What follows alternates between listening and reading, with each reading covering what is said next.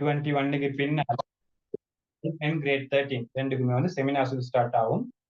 Economic business ரெண்டுலையும் சரியா. அப்ப அதுக்கு பிறகு இந்த மாசம் வந்து ஷெட்யூல் படி போகும். இந்த வீக் மட்டும் சரியான முறையில் கிளாஸஸ் நடக்கல எக்ஸாம்னால சரியா. அப்ப நான் குயிக்கா போக வேண்டியிருக்குது. நம்மளுக்கு ஒரு 5 மாசம் ஆகிக்குது 2025 ஸ்டூடெண்ட்ஸுக்கு. 2026 ஸ்டூடெண்ட்ஸுக்கும் இன்னும் நிறைய சிலபஸ் படிக்க வேண்டியிருக்குது. மினிமம் எனக்கு ஒரு 2 மந்த்துக்குள்ள இல்லாட்டி அவங்க exam set 2025 students exam set பண்ண போல உங்களுக்கு ஆக குறைஞ்சது உங்களோட 12 சரி கம்ப்ளீட் பண்ணிக்கும். உங்களுக்கு 13ஓட ஜாயினா அது எப்படியும் கம்ப்ளீட் ஆகும். அப்ப அதனால அந்த அளவுக்கு நாங்கள் ஸ்பீடாகவும் தெளிவாகவும் போக வேண்டியிருக்குது. அதனால கண்டினியூஸா கிளாஸஸ் ஜாயின் ஆகுங்க. இதுக்கு போறோம் இன்ஷால்லா 5 மந்த் உள்ளுக்கு உங்களோட 12 and 13 கவர் பண்ற ப்ரொசீஜர்ல தான் கிளாஸஸ் போகும். ஓகே. ஓ இங்க 2 இருக்குது பிரதீஷன். டேட் வந்து 11 சார்ட் எக்ஸாம் 21 சரியா. பதிலுக்கு உங்களுக்கு கிளாஸஸ் நடக்கும் சரியா. அப்ப இன்றைக்கு நாங்க படிக்க போற முக்கியமான தலைப்பு தான் சிம்பிளான ஆக இம்பார்ட்டன்டான மோஸ்ட்லியா கேள்வி கேட்கக்கூடிய கொஞ்சம் டஃப்பான யூனிட் கிரேட் 12 சரி. கிரேட் 12 பொறுத்த வரைக்கும் நிறைய டஃப்பான யூனிட் இருக்குது. டஃப்பான யூனிட்ல எங்களுக்கு மோஸ்ட்லியான யூனிட்டை படிச்சா வாஸ்டா விலையும் கொள்ளையுது. இது இந்த கன்செப்ட் தான் சொல்ல வார இல்ல இந்த விஷயம் தான் சொல்ல வாரேன்னு சில கன்செப்டை வாஸ்ட் அடிக்க எங்களுக்கு விலையும் கொள்ளையுது. ஆனா சில கன்செப்ட் இது 12 சிம்பிள் தியரி சொல்ல வரக்கூடிய லொஜிக் சிம்பிள் தான். ஆனா அதுகளுக்கு வாசிச்சாலும் நார்மலா நாங்க எந்த ஒரு யார்கிட்ட சரி லெசன் ஒன்றை போகாம சும்மா நாங்க தனி இருந்து வாசிச்சாலும் விளங்காத தியரிஸ் வந்து 12. அப்படிப்பட்ட தியரி தான் நாங்க இன்னைக்கு பார்க்க போறோம். ஒன்றே சமூக நிலைபேறான அபிவிருத்தியும் சேம் டைம் சமூக ஒழுக்க விழுமியம் என்ற கன்செப்ட். அப்ப இன்றைக்கு இன்ஷால்லா நாங்க மேக்சிமம் ட்ரை பண்ணி இதை கம்ப்ளீட் பண்ண பார்ப்போம். ஒரு நாளைக்கு மேக்சிமம் ஒரு யூனிட் போறதுக்கு கஷ்டம். மேக்சிமமான தேர்ச்சி மட்டங்களை நாங்க கம்ப்ளீட் பண்ணினா இந்த 5 மந்த்ஸுக்குள்ளுக்கு கிரேட் 13 கிரேட் 12 ரெண்டுமே கம்ப்ளீட் ஆகும் சரியா. அதனால பேப்பர் கிளாஸ் வேறையா போறதுனால உங்களுக்கு ஃபுல் கம்ப்ளீட் ஆகிட்டு இன்ஷால்லா எக்ஸாமுக்கு சிட் பண்ணதுக்கு அனுப்புறேன். அப்ப அதனால கண்டினியூஸா ஜாயின் ஆயிரும். அப்ப இதுல நாங்க இன்னைக்கு முக்கியமான பெஸ்ட் ஒழுக்க விழுமியத்தை பார்த்துட்டோம். உங்களோட கைட் ப்ரொசீஜர் படி நிலை பேரான அபிவிருத்தியை சொல்லிட்டு தான் ஒழுக்க விழுமியத்தை சொல்லிக்கணும். அப்ப நாங்க போக்குள்ள ஒழுக்க விழுமியத்தை பெஸ்ட் சிம்பிள் தியரி அது கொஞ்சம் மிச்சம் டீப்பா போட்டி இல்லை. ஆனா நாங்க ஒழுக்க விழுமியம் என்ற விஷயத்தை பெஸ்ட்டுக்கு பார்த்துட்டு அதுக்கு பின்னால நிலை பேரான அபிவிருத்தியில கன்செப்டுக்கு போகும் சரியா. ஒழுக்க விழுமியம். அப்ப ஒழுக்க விழுமியம் என்ற சும்மா நார்மலா நாங்க அடிக்கடி கேட்கிற டேம் வேர்ட்ஸ் இந்த ஒழுக்கம் சரி. ஒழுக்கம் என்ற டேம் வேர்டு நாங்க அடிக்கடி கேட்போம். இன்னும் ஸ்கூலுக்கு போனா அங்க மோஸ்ட்லியா கேட்கிற பாயிண்டே ஒழுக்கம் தான். நீங்க ஸ்கூலுக்கு போக்கல என்ட்ரன்ஸ் ஆகக்கூட எங்களோட ஸ்கூல் ஒரு ப்ரிஃபெக்ட் கீப்பர் இந்த கேட் கிட்ட அது எந்த இவக்கத்தால வந்தாலும் சரியா என்ட்ரன்ஸ் ஆகக்கூட ஒரு கேட் கீப்பர் மாதிரி ஒரு ப்ரிஃபெக்ட் வச்சுப்பாங்க. அப்ப அந்த ப்ரிஃபெக்ட் நாங்க என்ட்ரன்ஸ் ஆகக்கூட எங்கள்கிட்ட பாக்குது ஸ்கூலுக்கு ஏத்த ஷெட்யூல்ல நீங்க வந்திருக்கிறீங்களா. ஸ்கூலுக்கு சொல்லி ஒரு ரூல் அண்ட் ரெகுலேஷன் இருக்குது.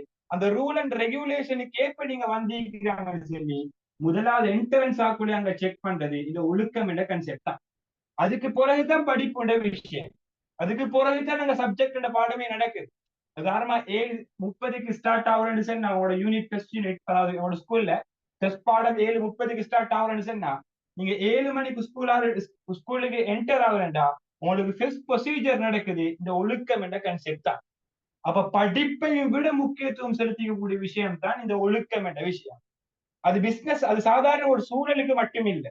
அது சாதாரண ஒரு பாடசாலைக்கு மட்டும் இல்லை. எந்த என்வாயரன்மெண்ட் எடுத்தாலும் பாடசாலை எடுத்தா அதுவும் ஒரு வணிகம் தான். எந்த வணிகத்தை எடுத்தாலும் அரசு திணைக்களத்துக்குள்ள வணிகமாயிக்கலும் இல்லாட்டி அரசுடைய வணிகமாயிக்கலும் இல்லாட்டி ஒரு தனியாருக்கு சொந்தமான வணிகமாயிக்கலும் எந்த வணிகமாக இருந்தாலும் முதலாவது கன்செப்ட் என்னத ஒழுக்கம் ஆயிக்கும். முதலாவது கன்செப்ட் ஒழுக்கம் என்ற விஷயம். முதலாவது கன்செப்ட் ஒழுக்கம் என்ற விஷயம். அதுக்கு பிறகுதான் அடுத்த எல்லா ப்ரொசீஜரும். நீங்க எந்த ஒரு பெரிய பொசிஷனுக்கு போய்த்தாலும் நீங்க எந்த ஒரு பெரிய டிகிரியை முடிச்சிருந்தாலும் இல்லாட்டி நீங்க ஒரு கம்பெனில சிஇஓவாக இருந்தாலும் உங்கள்கிட்ட முதலாவது செக் பண்ற விஷயம் ஒழுக்கம். நீங்க சாதாரண ஒரு இன்டர்வியூல போயிட்டு சிட் பண்றீங்க. இன்டர்வியூல சிட் பண்ணாலும் உங்களுக்கு வர்றதுக்கு முன்னாலே நீங்க கிரீட்டிங் பண்ணலாட்டி அதாவது நீங்க போக்கல எக்ஸ்கியூஸ் மீ சொல்லலாட்டி அங்கே வச்சு உங்களை நோட் அவுட் பண்ணுவான். இவன் சரியான ரூல்ஸ் அண்ட் ரெகுலேஷனுக்கு கீழால் இல்ல சரியான ஒழுக்க விதிமுறையை பின்பற்றல. அவங்களோட ஒரு சின்ன வார்த்தையை வச்சு உங்களோட ஒழுக்கம் இல்லைன்னு சொல்லி முடிவு எடுத்துடுவாங்க. அப்ப உங்களை அங்கேயும் செக் பண்றது உங்களோட ஒழுக்கம் என்ற கன்செப்ட் தான். அப்ப ஒழுக்கம் என்ற கன்செப்ட் சின்ன ஸ்டெப்ல இருந்து மோஸ்ட்லியான இடம் வரைக்கும் மேக்சிமம் ஒரு தூரம் வரைக்கும் போகக்கூடிய முக்கியமான கன்செப்ட் தான் ஒழுக்கம் என்ற கன்செப்ட். அப்ப அதனாலதான் இந்த வணிகம் என்ற தலைப்பு கீழே போட்டிக்கிறேன். அதனாலதான் உங்களோட தேர்ச்சிக்கு கீழே போட்டிக்கிறான். அவ்வளவு இம்பார்ட்டன்டான ஒரு டாபிக். சரி, இப்ப ஸ்கூலுக்கு போக ஒரு ரூல்ஸ் அண்ட் ரெகுலேஷன் இருக்கு.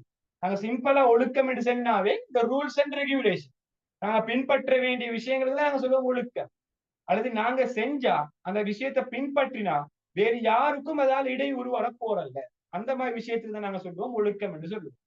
உதாரணமா நீங்க ஸ்கூலுக்கு என்ட்ரன்ஸ் ஆகிறீங்க, மோஸ்ட்லியா நாட்கள் எங்களோட ஸ்கூலுக்கு போனா ஸ்கூல்ல டிஃபெக்ட் வச்சு இவன் கேட்டுட்ட ஒரு 20 பேர் ஸ்கூலுக்கு என்ட்ரன்ஸ் ஆனா ஒரு மினிமம் 10 பேரை நிப்பாட்டி வச்சுப்பான் ஒழுக்கம் இல்லைன்னு சொல்லி.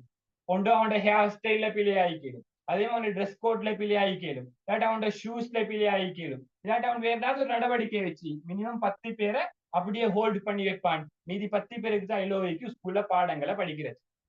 ஏன் இவங்களுக்கு பாடங்களை படிக்கிறதுக்கு எலோடு இல்லைண்டா பாடங்களை படிக்கிறதுக்கு தேவையான ஒழுக்கம் இவங்கள்ட்ட இல்லை. அப்ப ஒழுக்கம் என்ற விஷயத்துல அங்க என்ன விஷயத்தை மீன் பண்றாங்க, ஒழுக்கம் என்ற விஷயத்துல அங்க எதை பாக்குறான்டா, நீங்க ஸ்கூல்ல இருக்கக்கூடிய ரூல்ஸ் அண்ட் ரெகுலேஷனுக்கு இணைஞ்சு போறீங்களா? ஸ்கூலுக்கு என்ன செய்ய ஒரு ஹேர் ஸ்டைலுக்கு அந்த ஹேர் ஸ்டைல் உங்களோட மண்டே லீக்குதா? ஸ்கூலுக்கு என்ன செய்ய ஒரு ட்ரெஸ் கோடுக்கு அந்த ட்ரெஸ் கோட் உங்களோட ட்ரெஸ் கோட் லீக்குதா?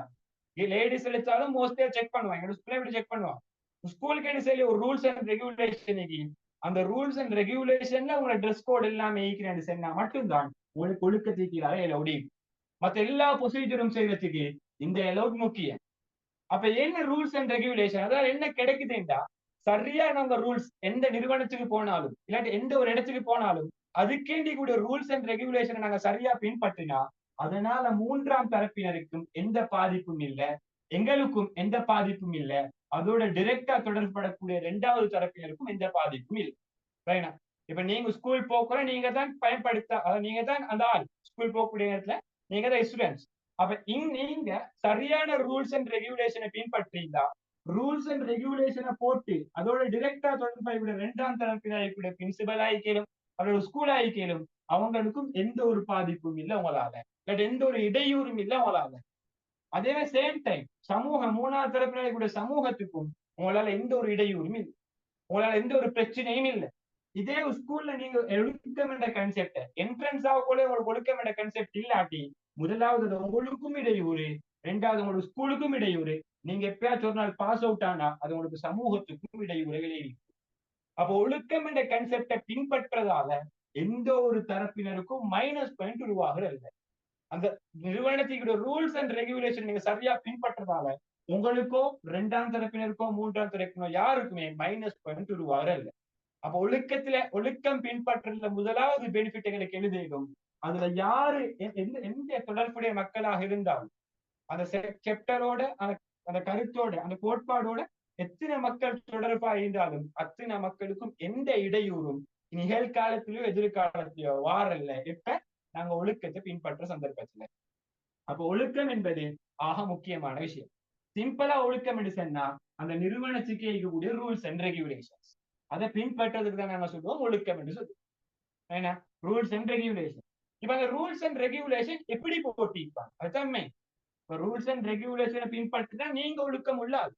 ஸ்கூல் இருக்கக்கூடிய ரூல்ஸ் அண்ட் ரெகுலேஷனை பின்பற்றினா நீங்க ஸ்கூல்ல இருந்து பாஸ் அவுட் ஆகக்குள்ள உங்களுக்கு என்ன தருவான், நீங்க ஸ்கூல்ல இருந்து பாஸ் அவுட் ஆனு சொல்லி ஒரு பத்திரம் ஒன்று தருவான், லீவிங் சர்டிபிகேட் ஒன்று தருவான். அந்த லீவிங் சர்டிபிகேட்ல உங்களோட ஒழுக்கத்தை நிரப்புறதுக்கு தனி ஒரு பக்கம் இருக்கும், தனி ஒரு இடம் ஒன்று இருக்கும்.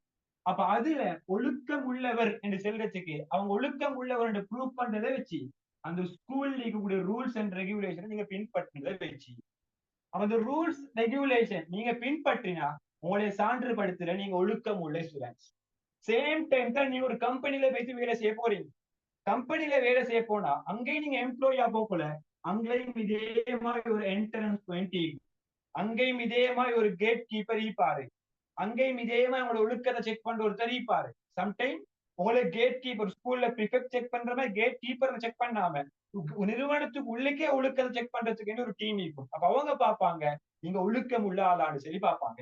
அப்ப நீங்க எப்பயோ ஒரு நாள் கம்பெனி விட்டு டெர்மினேட் ஆக போல, நீங்க கம்பெனி விட்டு வெளியாக போல, நீங்க விலக போல, அப்ப உங்களுக்கு என்ன சரி ஒரு பத்திரம் தருவான். அந்த பத்திரத்துல உங்களுக்கு என்ன தருவான், நீங்க எக்ஸ்பீரியன்ஸ் எடுக்கக்கூடிய பத்திரம் என்ன சொல்லுவான், எக்ஸ்பீரியன்ஸுக்கான பத்திரம் ஒன்று தருவான். அப்ப அந்த பத்திரத்துல ஒழுக்கம் நிரப்புறதுக்கு ஒரு இடம் நீக்கும்.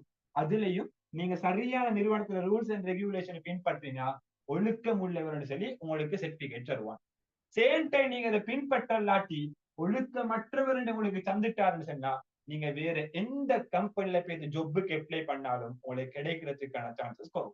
அப்ப எம்ப்ளாய்க்கு இருக்கிற பெனிஃபிட் ஒழுக்கத்தை பின்பற்றதால வேற உயர் பதவிகளுக்கு போறதுக்கும் வேற உயர் நிறுவனங்களை பணிபுரியறதுக்கும் பெனிஃபிட் ஆகிக்கும் இந்த சரியான ஒழுக்க விழுமியத்தை பின்பற்றதால. அப்ப ஒழுக்க விழுமியம் பின்பற்றப்படுறதால் எல்லாத்துக்கும் நன்மை. அவ்வளவு இம்பார்ட்டன்டானதா ஒழுக்கம். அப்ப இந்த ரூல்ஸ் அண்ட் ரெகுலேஷன் எதை பேஸ் பண்ணி போடுறாங்க? அந்த ரூல்ஸ் அண்ட் ரெகுலேஷனை பின்பற்றது தானே ஒழுக்கம் என்று சொல்றேன். அப்ப இந்த ரூல்ஸ் அண்ட் ரெகுலேஷன் எதை பின்பற்றி போடுறாங்க, எதை பேஸ் பண்ணி போடுறாங்க, எப்படி ரூல்ஸ் அண்ட் ரெகுலேஷன் உருவாக்குறாங்கடா அந்த rules and regulation main target என்னண்டா நன்மையான விஷயத்தை செய்யணும், தீமையான விஷயத்தை செய்யப்படாது. இதுதான் rules and regulation main target.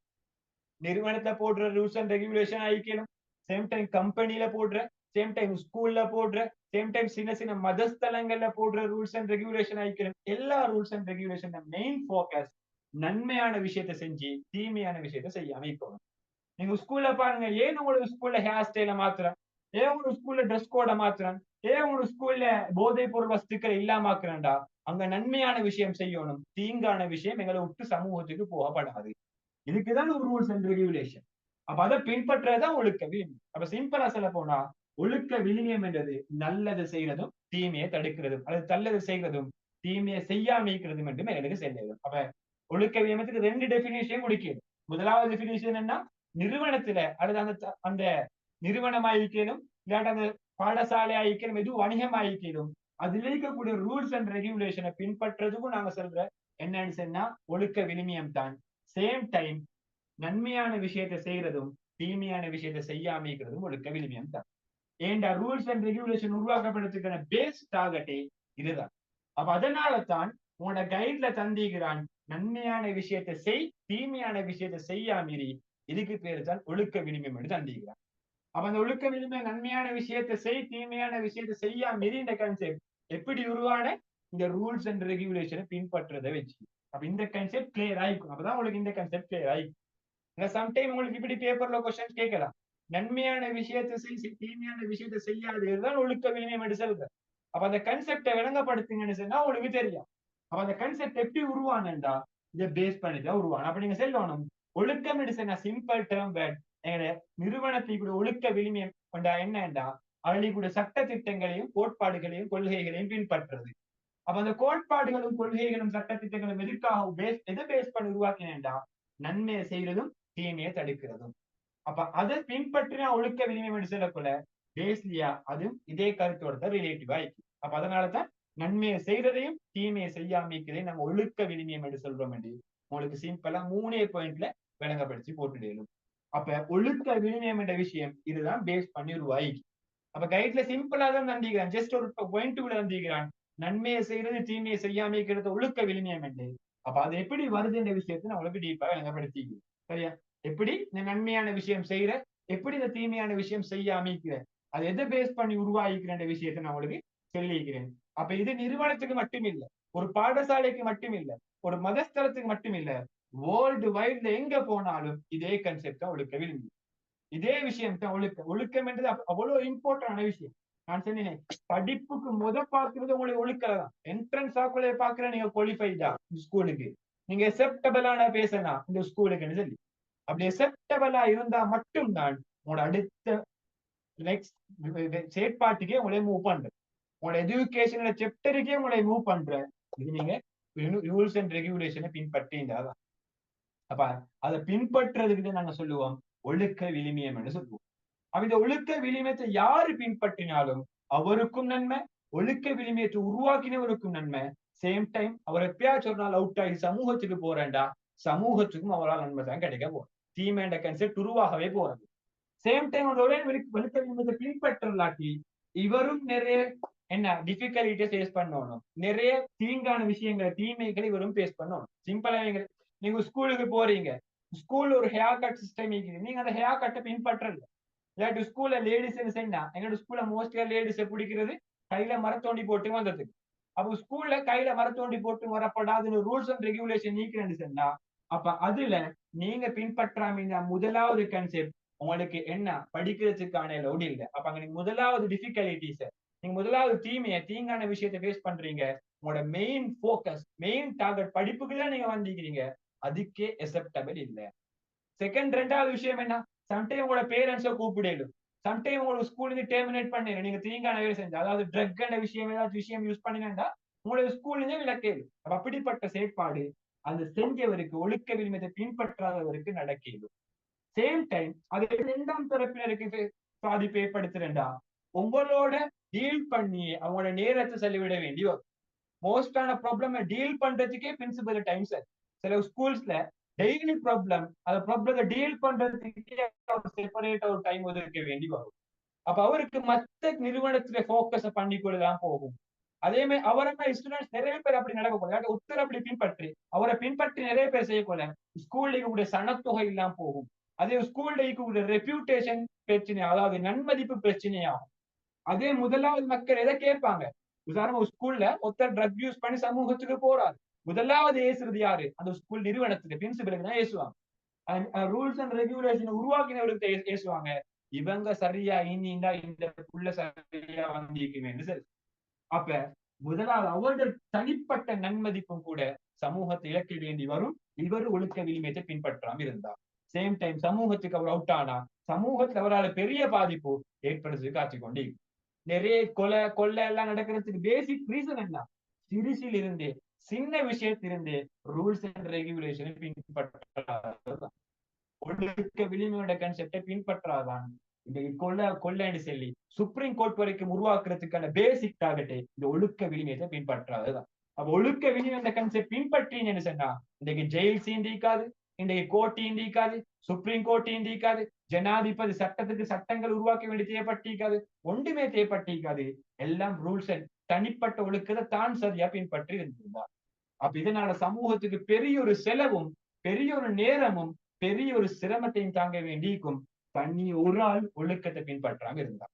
இது வணிகத்துல மட்டும், சாதாரண ஸ்கூல்ல மட்டும் இல்ல, இதே கான்செப்ட் தான் நீங்க எம்ப்ளாயியா வணிகத்துல வேலை செஞ்சாலும் அதே விஷயம் தான் வணிகத்துக்குள்ளுக்கும் நடக்க போகும். அப்ப வணிகம் என்ற விஷயத்துல ஒழுக்க விளிமியம் என்ற விஷயத்தை ஓவராலா பார்த்திருக்கிறோம். இது கிளியரான சொல்லுங்க போய்க்க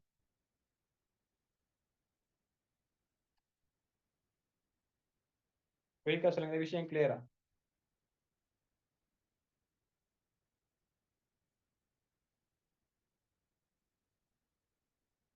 ஓவராலா சிம்பிளா இதுதான் ஒழுக்க விளிம்பு பாரு. உங்களோட கைட்ல இவ்வளவு டீப்பா சொல்லி இல்ல, கைட்ல வந்து ஜஸ்ட் நன்மையை செய்யறது, தீமையை தடுக்கிறது, அடுத்த ஒழுக்கங்கள் எங்க பின்பற்ற வேண்டி. சம்டைம் அதையும் விட தாண்டி உங்களுக்கு ஒரு கொஸ்டின்ஸ் கேட்டு வந்தா உங்களுக்கு கைடை வச்சு ஆன்சர் பண்ணிக்கொள்ளே இல்லை. அப்ப அதனாலதான் இவ்வளவு விஷயத்த சொல்லிக்கிறேன். ஒழுக்க விளிமயத்தை பின்பற்றுறதால் என்ன நன்மை தீமை கிடைக்கும் என்ற பேசிக் ஐடியா கூட கைட்ல கொடுத்தில்லை. அப்ப அதனால இந்த பேசிக் ஐடியா உங்களுக்கு நன்மை தீமை எல்லா விஷயத்தையுமே சொல்லிக்கிறேன். ஒரே இதுக்குள்ளுக்கு கிளியரான சொல்லுங்க போய்க்கா அடுத்த விஷயத்துக்கு மூவ் ஆகுது. ஓகே, டவுட் இல்லையா இருக்கும்?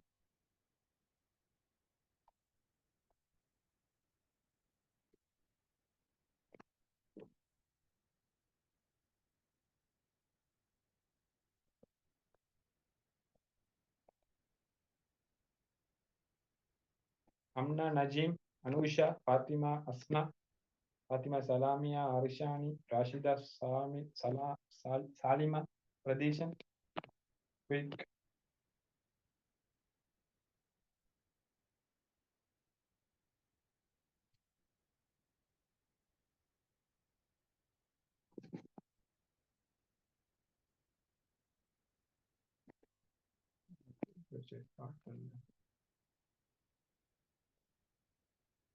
Okay, any doubt in the cake? Okay,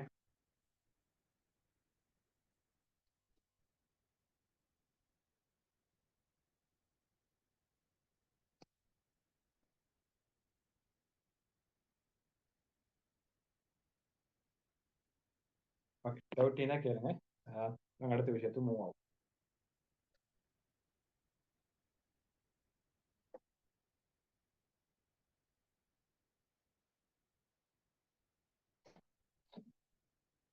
சரி, அப்ப அடுத்த விஷயம் ஒழுக்க விழுமியம் என்ற விஷயம் எங்கெங்க நிறுவனத்துல பின்பற்றணும். சிம்பிளா ஸ்கூல்ல எடுத்தா ஸ்கூல்ல ட்ரெஸ் கோட்ல இருந்து அந்த ஸ்கூல்ல படிப்பு வரைக்கும் எல்லா செக்டர்லயும் மோஸ்ட்லியா ஒழுக்க விழுமியோட பின்பற்றும். சின்ன விஷயத்துல பெரிய விஷயம் இருக்கு. இப்ப சிம்பிளா ஒரு வணிகத்துக்குள்ளுக்கும் இந்த ரூல்ஸ் அண்ட் ரெகுலேஷனை அல்லது நன்மையை செய்யறது தீமையை செய்யாம கன்செப்ட எந்தெந்த இடத்துல செய்ய போறான் அல்லது எந்தெந்த இடத்துல செய்யறான் விஷயத்தான் நாங்க பார்க்க போறோம். அதுல மெயினா மோஸ்ட்லியா ஓவராலா எல்லா இடத்துலயும் நடக்குது ஒழுக்கம் என்ற செயற்பாடு. நீங்க நல்லதை செய்யுங்க, இதை செய்ய வேணாம், இதை செய்யுங்க, இதை செய்ய வேணாம், இதை செய்யுங்கன்னு சொல்லி எல்லா பிசினஸ்ல செயற்பாடுல ரிலேட்டிவ் ஆயிக்குது. ஆனா அவனோட கைட்ல மெயினா தந்திக்குது 4 ப்ரோசஸ்ல தான் ஒழுக்க விளிமியங்களை செய்யுங்க. இந்த 4 ஏரியால மட்டும்தான் மெயினா உங்களை சந்திக்கிறான். இது உள்ளுக்கு மட்டும் ஒழுக்க விளிமியங்களை செய்யுங்க. அப்ப அந்த 4 ஏரியா மட்டும் நாங்க இன்னைக்கு பார்ப்போம். இந்த தந்தி கவலை தானே. அதை விட நிறைய ஏரியாங்களுக்கு ஒழுக்க விளிமியங்களை செயற்படுத்திடும். ஆனா ஒழுக்க விளிமியங்களை செயற்படுத்தக்கூடிய 4 ஏரியாஸ் தான் உங்களை தந்திக்கலாம். அதுல முதலாவது ஏரியா தான் அக்கௌண்டிங் ஏரியா. ஏன்னா கணக்கீட்டு ஏரியாலையும் நீங்க முதலாவது ஒழுக்க விளிமியங்களை செய்யுங்க. 2வது ஏரியா தான் ப்ரொடக்ஷன் உற்பத்தி ஏரியா. 3வது ஏரியா தான் லேபர் எம்ப்ளாயி, அதாவது ஊழிய முகாமை ஏரியான்னு சொல்ல ஊழிய முகாமை துறையிலையும் நீங்க ஒழுக்க விளிமியங்களை செய்யுங்க. அப்ப உங்களோட அக்கௌண்டிங் டிபார்ட்மெண்ட்ல, அதே மாதிரி ப்ரொடக்ஷன் டிபார்ட்மெண்ட்ல, அதே மாதிரி எம்ப்ளாயி டிபார்ட்மெண்ட்ல same time employee department HRM ஊழிய மனிதவள முகாமைத்துவ திணைக்களத்துல, சேம் டைம் மார்க்கெட்டிங் சந்தைப்படுத்தல் முகாமைத்துவத்தை சந்தைப்படுத்தல் திணைக்களத்துல, இந்த 4 திணைக்களத்துக்குள்ளுக்கும் தான் ஒழுக்க விளிமியோட கான்செப்டை மெயினா பேசியிருக்கிறேன் அவளோட கைட்ல. அப்ப சிம்பிளா ஒரு வணிகத்துக்குள்ளுக்கு நிறைய வகையான டிபார்ட்மெண்ட் இருக்கிறது. டிபார்ட்மெண்ட் என்ன? டிபார்ட்மெண்ட் என்ன? வணிகத்திலே கூட கருமத்தை செய்யறதுக்கேண்டி ஒரு தனி இடமும் ஒதுக்கி வச்சிருப்பான். அது கட்டாயம் ஒரு பில்டிங்குள்ளுக்கு தான் நடக்கும் வேண்டி இல்லை. கட்டாயம் ஒரு தனி ரூமுக்கு தான் நடக்கும் வேண்டி இல்லை. கட்டாயம் ஒரு தனிய பில்டிங்கை வேறையா எடுத்து செப்பரேட்டா தட்டா பிரிச்சு நடக்கும் வேண்டி இல்லை. ஒரு வேலையை நாங்க வேறையா எடுத்து செய்யறோம் வேண்டாம். அதுக்குதான் நாங்க சொல்லுவோம் திணைக்களம் என்று சொல்லுவோம். அது திணைக்களத்துக்குள்ள உதாரணம் கல்வி திணைக்களம் கேள்விப்பட்டிருப்பீங்க. இப்ப நிறைய திணைக்களம் கேள்விப்பட்டிருப்பீங்க. அதே மாதிரி பெரிய பெரிய ஏரியா அல்லது பெரிய பெரிய பில்டிங்க்கு தனித்தனி டிபார்ட்மெண்ட் தேவையில்லை. சின்ன ஏரியா நடந்தாலும் அது செப்பரேட்டா நடக்கும். அதுக்குதான் நாங்க சொல்லுவோம் திணைக்களம். அவர் திணைக்களத்துக்குள்ளுக்கு செய்யற வேலை எல்லாமே ஒரே வேலையா செய்யும். ப்ரொடக்ஷன் திணைக்களத்துக்குள்ள எடுத்தா எல்லா மொத்த வேலையுமே ப்ரொடக்ஷனோட ரிலேட்டிவா ஜெயிக்கும். மார்க்கெட்டிங் டிபார்ட்மெண்ட் எடுத்தா மொத்த வேலையும் மார்க்கெட்டிங்கோட ரிலேட்டிவா ஜெயிக்கும். அப்பதான் நாங்க திணைக்களத்தை தனித்தனியா பிரிக்கும். அப்ப நிறுவனம் திணைக்களமா பிரிச்சு கல்லாட்டி மொத்தமா ஓவராலா செயற்பட்டா யாரு எதுக்கு என்ன டைம் என்ன செய்யணும்னு தெரியாது. நீங்க தனித்தனியா டிபார்ட்மெண்ட் வைஸ் பிரிச்சீங்களா மார்க்கெட்டிங் டிபார்ட்மெண்ட் வரைக்கும் தெரியும் என்ற வேலை மார்க்கெட்டிங்குக்கு மட்டும்தான். ப்ரொடக்ஷன் டிபார்ட்மெண்ட் தெரியும் என்ற வேலை ப்ரொடக்ஷனுக்கு மட்டும்தான். எம்ப்ளாயி ஹெச்ஆர் டிபார்ட்மெண்ட் தெரியும் அவருடைய வேலை அதுக்கு மட்டும்தான் சரி. அப்ப அதனாலதான் வேலை இலகுப்படுத்துறதுக்கும் டைமை குறைக்கிறதுக்கும் செலவை குறைக்கிறதுக்கும் தான் டிபார்ட்மெண்ட் வைஸா பிரிச்சு வச்சுக்கிறான். சரியா? அவன் மொத்தமா உங்களுக்கு சம்டைம் கேட்டு வரையிடும். ஒரு மொத்தமா நிறுவனத்துக்குள்ளுக்கு எத்தனை டிபார்ட்மெண்ட் ஈக்கிறது சொல்லுங்க யாராச்சும் ஒருத்தர்.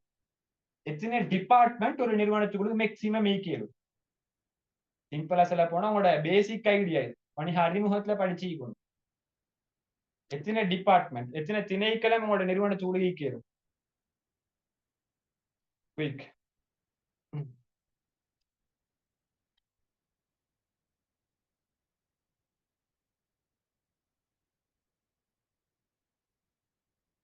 எத்தனை டிபார்ட்மெண்ட் சிம்பிளா சொல்லுங்க. ஒரு நிறுவனத்துல நடக்கிற வேலை எத்தனை வகையான வேலை நடக்கிற நிறுவனத்துக்குள்ளுக்கு 13ல ஈக்கிறவங்க ஓகே 6 மொத்தம் எத்தனை வகையான வேலை நீங்க படிச்சுக்கிறீங்க தெளிவா படிச்சுப்பீங்க.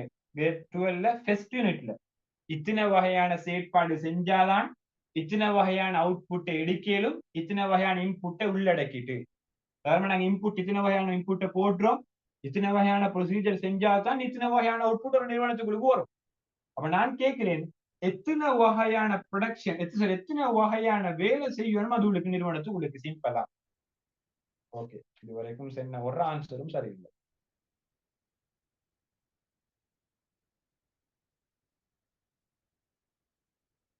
இதுவரைக்கும் சொன்னதுல ஒரு ஆன்சர் கூட சரியா வரவில்லை. பாப்போம்.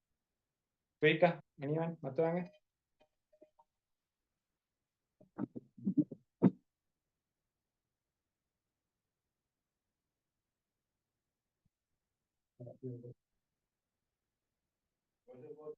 போய்க்கா சொல்லுங்க எத்தனை டிபார்ட்மெண்ட்.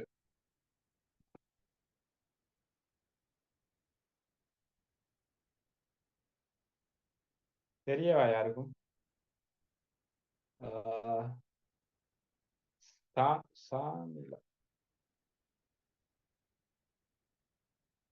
ஓகே, 2 பேர் சரியான ஆன்சர் சொல்லிக்கிறீங்க. ஒன்று சாலிமாவும் சேம் டைம் அம்னா நஜீமும் 2 ஆன்சர் சொல்லிக்கிறீங்க, சரியான ஆன்சர். மொத்தமா எத்தனை வகையான டிபார்ட்மெண்ட் டீக்கிறது பேசிக் ஐடியா. இந்த ஐடியா கூட இல்லாம பிசினஸ்ல மூவ் பண்றது கஷ்டம். ஏன்னா இந்த 7 ப்ரொசஸும் நீங்க தனித்தனியா படிச்சுக்கணும். சரியா? அது நீங்க வணிக அறிமுகத்துல படிச்சுக்கணும். அப்படி படிச்சு இல்லாட்டி இந்த வீக்ல உங்களுக்கு ஃபர்ஸ்ட்ல ரிவிஷன் இந்த ரிவிஷன் ஸ்டார்ட் ஆகும். ஃபர்ஸ்ட்ல இருந்து வணிக அறிமுகத்துல இந்த ரிவிஷன் ஸ்டார்ட் ஆகும் இந்த வீக்குக்கு. உங்களுக்கு நான் எப்ப டேட் சொல்றேன். சரியா? அப்ப அந்த விஷயத்துக்கு உங்களுக்கு அப்படி டவுட் சொன்னா அந்த வணிக அறிமுகத்திலிருந்து ஸ்டார்ட் ஆகும். அதுக்கு நீங்க பே பண்ண வேண்டிய தேவையில்லை. உங்களுக்கு வணிக அறிமுகத்துல டவுட் இருக்குதா அதுலயும் ஸ்டார்ட் ஆகி போயிடும். உங்களுக்கு அதுக்குள்ள ரிவிஷன் வந்து ஸ்டார்ட் ஆக போகுது. இந்த வீக்குள்ளுக்கு அதுவும் ஸ்டார்ட் ஆகும். அப்ப உங்களுக்கு அந்த ரிவிஷனையும் பெற்றுக்கொள்ளு. அப்ப அதுல பேசிக் ஐடியா தான் ஒரு வணிகத்துல 7 வகையான செயற்பாடு நடக்கிறது. இந்த 7 வகையான செயற்பாடு என்னன்னா இப்ப டீப்பா பேச போறல டைம் இல்ல. மத்த அதுகளுக்கு இப்ப முக்கியம் அல்ல.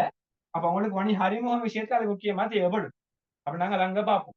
அப்ப 7 வேலை தான் முக்கியமா நடக்க போறோம். அந்த 7 வேலுக்கும் 7 திணைக்கள நிறுவனத்துக்குள்ள கேளும். நிறுவனத்துக்குள்ள 7 திணைக்களம் பிரிச்சு கேளும். அது இல்லாம இன்னும் புதுசா உங்களோட பழைய சிலபஸ் சிம்பிளா சொல்ல போனா உங்களோட இன்னும் ஏஐ என்ற விஷயம் உங்களோட தூக்குள்ள அட்டாச் பண்ணில்ல. உங்களோட பிசினஸ் சிலபஸ்ல ஏஐ என்ற விஷயம் அட்டாச் பண்ணில்ல. இன்னும் நிறைய டெக்னாலஜிக்கலான டேர்ம் ஒன்றுமே உங்களோட பிசினஸ்ல ஆட் பண்ணில்ல. ஏன்னா உங்களோட பிசினஸ் இன்னும் 2020க்கு பின்னாலே கூட சிலபஸ் தான் பேச்சு கொண்டு இதுக்கு பின்னால் ஒருத்தர் வருவாருண்டா அவருக்கு டிபார்ட்மெண்ட் 9 டிபார்ட்மெண்ட் இருக்குது. ஹாஸ்டிலிட்டி ஒரு டிபார்ட்மெண்ட் இருக்குது. அப்படி இன்னும் 2-3 டிபார்ட்மெண்ட் ஏஐ தனி ஒரு டிபார்ட்மெண்ட், ஹாஸ்டிலிட்டி மேனேஜ்மெண்ட் தனி ஒரு டிபார்ட்மெண்ட் இருக்குது. அப்ப அந்த டிபார்ட்மெண்ட் மெட்டான 9 டிபார்ட்மெண்ட் பேசிக்கலா ஒரு நிறுவனத்துக்கு ஈக்கணும். அவனோட பழைய சிலபஸ் படி பழைய சிலபஸ் இன்னும் ஏஐயோட ரிலேட்டிவ் ஆகாததுனால 7 டிபார்ட்மெண்ட் உங்களோட சிலபஸ் படி இருக்குது. சரியா? அவ 7 டிபார்ட்மெண்ட் முக்கியம். 7 டிபார்ட்மெண்ட்டுக்கும் ஒழுக்க வேண்டிய விஷயம் முக்கியம். இதுகளுக்கு மட்டும் இல்ல 7க்கும் முக்கியம். ஆனா இதை ஏன் முக்கியமா சொல்றான்டா இதுதான் மக்களோட கனெக்டிவ் ஆகுற இடம். உதாரணமா நீங்க என்ன செய்யுங்களே உள்ளுக்கு உதாரணமா நீங்க வெளியே போக்கல மோஸ்ட்லியா நாக்கள் பாய்ஸோ கேர்ள்ஸோ வீட்டுல இருக்கக்குள்ள எவ்வளோ யாரும் வீட்லயும் உள்ள புதிய உடுப்பல் உடுத்துக்கொண்டு புதுசா வாசம் எல்லாம் போட்டுக்கொண்டு நீக்கிறதில்ல. மோஸ்ட்லியா வெளியே போக்குள்ள தன்னை மாற்றிக்கொள்ற விதம் வேற. வெளியே நீக்கிறவங்களுக்கு நாங்க பசந்தா காணும், வெளியில இருக்கிறவங்களுக்கு நாங்க நல்லவங்களா காணணும் என்று சொல்லி உள்ளுக்கு எவ்வளவுதான் கெட்டத்தன்மை இருந்தாலும் வெளியில இருக்க கூட நாங்க நல்லவனா நடிப்போம் மோஸ்ட்லியா. அப்ப இங்கேயும் அதே கன்செப்ட் தான் செய்யறேன். பேசிக்கலி 7 டிபார்ட்மெண்ட்டும் கணக்கீடு விஷயம் ஒழுக்கம் என்ற விஷயம் தேவை. ஆனா இந்த 7லையும் இந்த 4 தான் வெளியில இருக்கக்கூடிய மக்களோட ரிலேட்டிவ். இதுதான் வெளியில இருக்கக்கூடிய மக்களோட ரிலேட்டிவ் ஆகிற இடம். இதோட நாங்க டிரெக்டா வெளியில இருக்கக்கூடிய மக்களோட ரிலேட்டிவ் ஆகி கொண்டிருக்கிறோம். இங்க ஒழுக்க விளிமையத்தை பின்பற்றலாட்டி டிரெக்டா எங்களோட ரெப்யூட்டேஷன்ல பாதிப்பு ஏற்படுது, நன்மதிப்புல பாதிப்பு ஏற்படுத்தும். நாங்க இந்த பேசிக் ஐடியா எங்களோட ஒழுக்க விளிமத்தை இந்த இடத்துக்குள்ள பின்பற்றாது மத்த எல்லா பேசிக்கான எல்லா பிரச்சனைக்கும் எங்களுக்கு காரணமா இருக்கணும். பிசினஸே சம்டைம் மூட வேண்டிய இடத்துக்கு மத்த 3 டிபார்ட்மெண்ட்டை கன்சிடர் பண்ணாதனால அதுதான் மத்த 3 டிபார்ட்மெண்ட் கன்சிடர் பண்ணணும். ஆனா அதையும் விட இம்பார்ட்டன் வந்து இது ஏன்னா இதுக்குள்ளதான் நாங்க மக்களோட தொடர்பு படுகிறோம். வெளியில இருக்கிறவங்க எங்களே காண்றாங்க நாங்க என்ன செய்யறோம் சாப்டரை, வெளியில இருக்கிறவங்க எங்களை பாக்குறாங்க நாங்க என்னதை செய்யறோம் விஷயத்த. அப்ப இந்த இடத்துல நாங்க ஒழுக்க விளிமையை பின்பற்றாட்டி எனக்கு 2 தீங்கு வரும். ஒன்று நாங்க போன கிளாஸ்ல படிச்ச மாதிரி சமூக பொறுப்பை துஷ்பிரயோகம் செஞ்ச என்ற கூட்டத்துல எங்க லிஸ்ட்ல பேர் வரும். சேம் டைம் என்னோட ரெப்யூட்டேஷனை டிரெக்ட்லியா பாதிக்கும். அந்த 2 தீமையை எடுக்க வேண்டி வரும். இந்த 4 பேசிக் திணைக்களத்துக்குள்ளுக்கு கூட நாங்க ஒழுக்க விதிமுறை விஷயத்தை பின்பற்றாட்டி. அப்ப இந்த விஷயம் ஏன் இப்படி பேசிக் இந்த நாளுக்கும் மெயின் பண்ணி போட்டிருக்கிறாங்கன்னா அது தன் ரீசன். அவ கரெக்டாக ஞாபகம் வச்சுக்கோங்க, சம்டைம் கேட்டு வரையில். அப்ப இந்த 4 விஷயத்திலையும் சரி நாங்க பின்பற்றாட்டி 2 மெயினான பாதிப்பு, நிறைய பாதிப்புக்கு 2 மெயினான பாதிப்பு வரும். ஒன்று சோசியல் ரெஸ்பான்சிபிலிட்டி, சமூக ரெஸ்பான்சிபிலிட்டி பின்பற்ற இந்த மக்களுக்கு தெளிவான பிம்பமா உங்களை காட்டுவான். சேமா உங்களோட ரெப்யூட்டேஷன் டிரெக்ட்லியா குறையும். இதுவரைக்கும் சம்பாதிச்சு நன்மதிப்பு விஷயம் நீங்க கவுன்சிலிங் பாதிப்புக்கு நன்மதிப்பு ஒரு சொத்தா நீங்க அமௌண்டா கல்குலேட் பண்ணிடு அது அப்படியே ஜீரோவாக வேண்டி வரும். சம்டைம் மைனஸுக்கும் போகும். மைனஸுக்கு போனேன்னு சொன்னா உங்களை அடிச்சு விரட்டி விடுவான். அந்த அளவுக்கு உங்களோட ரெப்யூட்டேஷன்ல பாதிப்பு ஏற்படும். சரியா? அப்ப இதுதான் முக்கியமான கன்செப்ட். அப்ப நாங்க இதுல என்னென்ன விஷயம் ஒழுக்க விரும்பங்களை பின்பற்ற விஷயத்த பார்த்துட்டு வருவோம்.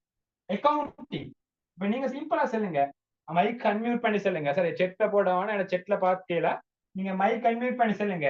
அக்கௌண்டிங் டிபார்ட்மெண்ட்ல மெயினா என்ன வேலை நடக்குது? அக்கௌண்டிங் கணக்கீட்டு முகாமைத்து நிறுவனம். சரி, கணக்கீடு திணைக்களம். அப்ப கணக்கீட்டு திணைக்களம் நம்மளோட பேசிக் ஐடியா இருக்கும் தானே. கணக்கீட்டு திணைக்களத்துக்குள்ளுக்கு மெயினா என்ன ப்ரொசஸ் நடக்கிறது உங்களுக்கு யாராச்சும் ஒருத்தர்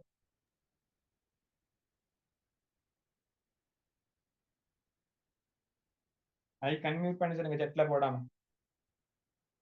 பேசிக் கேள்வி அக்கவுண்டிங் டிபார்ட்மெண்ட்டுக்குள்ளுக்கு என்ன வேலை நடக்குது, நீங்க எவ்வளவுக்கு எவ்வளவு ஆன்சர் பண்றீங்களோ அவ்வளவுக்கு உங்களுக்கு ஞாபகம் நிக்கும். மத்தவங்க ஆன்சர் பண்ணுவதற்கு ஞாபகம் பேசிக்கொண்டு இருந்தா உங்களுக்கு ஃபைனல் எக்ஸாம்ல ஞாபகம் வராது. ஃபைனல் எக்ஸாம்ல பிசினஸ் நடக்கிறதுக்கான ஒரு விஷயமா தான். பிசினஸ் நாங்க பேசிக் ட்ரிக் இதுவும் உண்டு. எங்களுக்கு எவ்வளவு மத்தவங்களோட போட்டி போடுறது, நாங்க ஒரு சிம்பிள் கேள்வி கூட மத்தவங்களோட விஷயத்தை நாங்க சொன்னா பிழையான எங்களுக்கு ஒரே ஞாபகம் நிற்கும். சரியானாலும் அந்த இடத்துல கொஞ்சம் பாராட்டு கிடைச்சப்போ அந்த விஷயமும் ஃபைனல் எக்ஸாமுக்கு சிம்பிளா ஞாபகம் வரும். அதனால குயிக்கா சிம்பிள் கேள்வி. நீங்க வணிக அறிமுகத்துல இல்ல ஜென்ரலா உங்களுக்கு தெரியும். வணிகம் படிச்சுட்டா தொட்டு கேட்டாலும் சொல்லுவான் அக்கவுண்டிங் டிபார்ட்மெண்ட் என்ன நடக்குது அவனு சொல்லுவான்.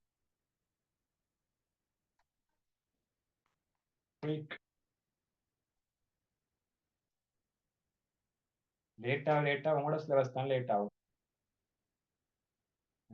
என்ன மைக் அப்ப ஓகே பிரதீஷன் நீங்க மட்டும் செக்ல சொல்லுங்க, மத்தவங்க ஓகே மைக் அன்மியூட் பண்ணி சொல்லுங்க.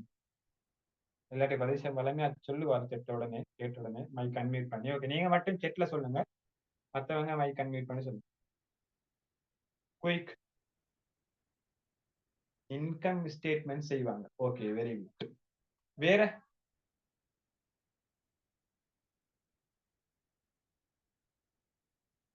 மெயினான வேலை தான் பிரசன்டேஷன் இன்கம் ஸ்டேட்மெண்ட், அதாவது ப்ராஃபிட் ஆர் லாஸ் ஸ்டேட்மெண்ட் நீங்க படிச்சிருப்பீங்க. லாப நட்ட அறிக்கை அல்லது முற்றுமடங்கிய வருமான கூட்டணி சொல்லி கம்பெனில படிச்சிருப்பீங்க. எப்படியோ ஒரு அக்கௌண்டிங் நாங்க காட்டணும். இது ஏன் நாங்க செய்யறோம் என்றா சிம்பிளா நாங்க தனியொரு பிசினஸ் இருந்தா ஓகே, தனியொரு பிசினஸ் ஆயிருந்தாலும் மோஸ்ட்லி இந்த அக்கௌண்டிங் வேலையை செய்யறோம். பங்குடைமை ஆயிருந்தா சம்டைம்ஸ் சிலவங்க பங்காளர்களை அழிப்பாங்க, ஆனா நிறுவனத்துக்கு வந்து போற சான்சஸ் குறைவாயிருக்கும். நிறுவனத்துக்கு அவங்க முதலீடு மட்டும்தான் போட்டிருப்பாங்க, அவங்க நிறுவனத்துக்கு வந்து போற டைம் எல்லாம் எடுத்தா குறைவாயிருக்கும். அப்ப அவங்களுக்கு நிறுவனம் இந்த நடவடிக்கையில் இந்த செயற்பாடுல இந்த டைம்ல இவ்வளவு ப்ராஃபிட் உழைச்ச இவ்வளவு செலவு போன விஷயம் அவங்களுக்கு செப்பரேட்டா காட்டும். இது நிறுவனத்துல கடமை, பங்காளர்கள்ட கடமையில் இதுவும் உண்டு, ரெஸ்பான்சிபிலிட்டி இதுவும் உண்டு. சேம் டைம் பங்காளர்களின் கம்பெனி எடுங்களே, கம்பெனி எடுத்தா பங்காளர்கள் வெளியில் இருக்கிறார். சம்டைம் பங்காளர்கள் ஒன்று பங்குகளை கொள்வனவு செஞ்சக்கூடிய பங்காளருக்கு யாரு மேனேஜர் கூட தெரியாம. நீங்க ஜோன் ஸ்கில்ஸ் பேசி பங்கோன்ல இன்வெஸ்ட் பண்றீங்க, இன்வெஸ்ட் பண்ண யாரு ஜோன் ஸ்கில்ஸ் மேனேஜர் இல்ல யாரு டிரெக்டரி போர்ட்ல இருக்கிற சில விஷயம் கூட உங்களுக்கு தெரியாம. அப்ப அப்படி இருக்கிற உங்களுக்கு எவ்வளவு வருமானம் வந்து எவ்வளவு செலவு வந்து தெளிவா காட்டணும். சேம் டைம் எங்களோட பார்த்து கொண்டே இருக்கிற முக்கியமான ஆள் தான் அரசு ஆள். அப்ப அரசுக்கும் இந்த அறிக்கையை காட்டணும். கம்பெனி அரசுக்கு கணக்கறிக்கையை வெளியிடுறது கம்பெனியுடைய கட்டாயம். கம்பெனியுடைய கட்டாயத்துல விஷயம் கொடுத்து அரசுக்கும் கணக்கறிக்கையை காட்டணும். அப்ப இப்படி கணக்கறிக்கையை காட்டணும்னா அதுல வேலை நடக்கிறது அக்கவுண்டிங் டிபார்ட்மெண்ட்ல. அப்ப இங்க என்ன பிழையான வேலையை செய்யணும், சிம்பிளா நார்மல் ஐடியா வச்சு சொல்லுங்க. அக்கவுண்டிங் டிபார்ட்மெண்ட்ல என்ன பிழையான வேலையை செய்யணும். நாங்க சொல்லுவோம் ஒழுக்க விளிமியம் சொன்னா சரியானதை செய்யறது, பிழையாக செய்யாம இருக்கிறது ஒழுக்க விளிமியம். அப்ப இந்த அக்கவுண்டிங் டிபார்ட்மெண்ட்ல சரியானதை செய்யறதை விடுவோம், என்ன பிழையான வேலை செய்யணும் அக்கவுண்டிங் டிபார்ட்மெண்ட்ல?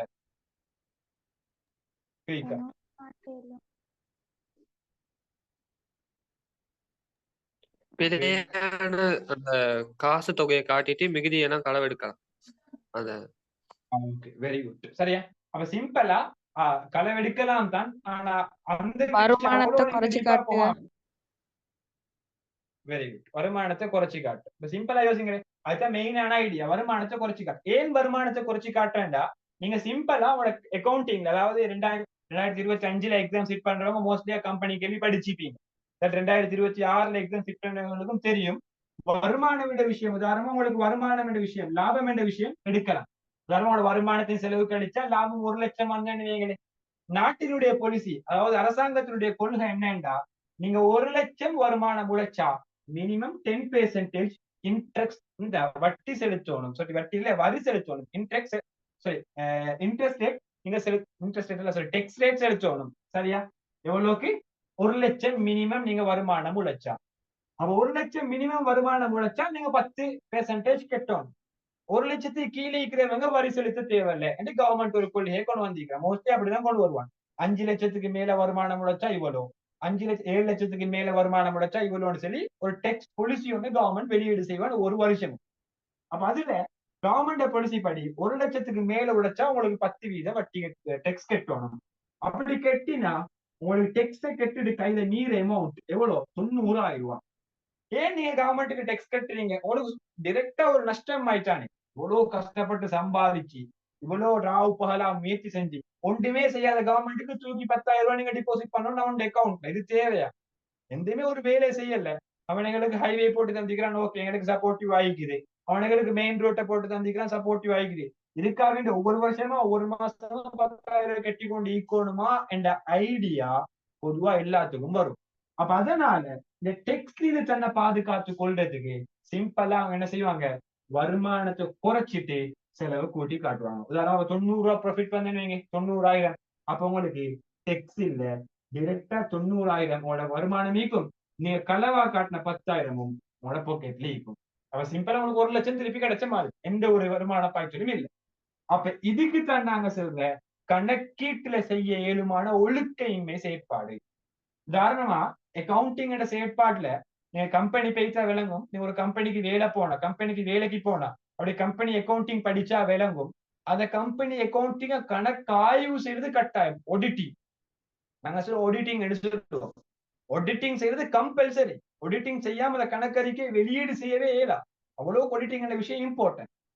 அப்ப ஆடிட்டிங் செயற்பாடுல என்ன செய்யறாங்கடா, நீங்க இன்கம் ஸ்டேட்மெண்ட்டை சரியா தயாரிச்சிக்கிறீங்களா, நீங்க உங்களோட வருமானத்தை சரியா காட்டிக்கிறீங்களா, செலவு சரியா காட்டிக்கிறீங்களா, சரி வருமான ப்ராஃபிட்ட சரியா எடுத்திக்கிறாங்கன்னு தான் ஆடிட் பாக்குறது. அதான் ஆடிட் என்ன சொல்ற கணக்காய்வு.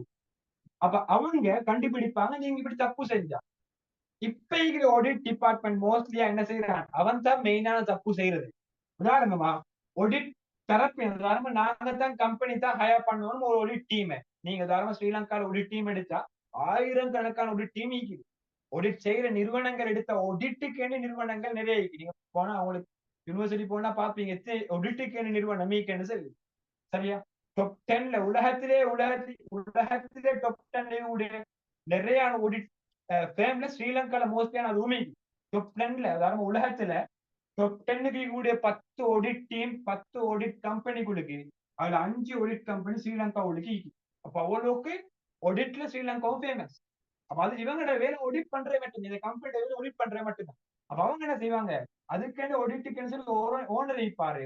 அப்ப கம்பெனி ஓனர் இவரோட கையில அமௌண்ட் ஒண்ணு கொடுத்துட்டு நீங்க ஆடிட்ட பீரியா காட்டுங்க. சிம்பிளா வைங்களே, 1 கோடி 2 கோடி கொடுக்கல் வாங்கலுக்கு இவருக்கு ஜஸ்ட் கொடுப்பாங்க ஒரு 10 லட்சம் தான். அப்ப 1 கோடி 2 கோடிய அவரு சிம்பிளா கழிச்சு விட்டுட்டு டெக்ஸ குறைச்சு காட்டுவாங்க. அப்ப இது தீமையான செயற்பாடு. அப்ப இந்த செயற்பாடை தடுத்து சரியான செய்யறதான் அக்கவுண்டிங்ல ஒழுக்கம் என்று சொல்றது. சரியா? அக்கவுண்டிங்ல ஒழுக்கம் இல்லாத வேலை சம்டைம் இப்படி ஒரு வேலை நடக்கலும் உங்களோட கம்பெனியில, இப்படி ஒரு செயற்பாடு கூட நம்ம கம்பெனி நடக்கலும், உங்களோட எக்ஸாம்ல கேட்கலும், கணக்கீட்டுல என்ன ஒழுக்கமின்மையான செயற்பாடு நடக்கலும் உதாரணத்தோட விளங்கப்படுத்தும் கேட்கலாம். அப்ப இதுதான் சிம்பிளான ஐடியா. நீங்க டெக்ஸ் என்ற விஷயத்துக்கு பயந்து உங்களோட வருமானத்தை குறைச்சு காட்டினீங்கடா, டெக்ஸ் என்ற விஷயத்துக்கு பயந்து உங்களோட செலவை கூட்டு காட்டினீங்கடா, அதுதான் நாங்க சொல்லுவோம் கணக்கீட்டுல ஒழுக்கமின்மை என்று சொல்லுவோம். இதுதான் பேசிக், இதுதான் முக்கியமான இங்க செய்யக்கூடிய ஒழுக்கமின்மையான செயற்பாடு. இது கிளியரா? சரி, ஓகே. நாங்க அடுத்த விஷயத்துக்கு போம். அடுத்து வந்து மார்க்கெட்டிங். மார்க்கெட்டிங் என்ன? மார்க்கெட்டிங்ல மெயினான நீங்க எதை பாக்குறீங்க? மார்க்கெட்டிங் சொல்லி தனியொரு பாடமே உங்களுக்கு மார்க்கெட்டிங் மேனேஜ்மெண்ட் சரி.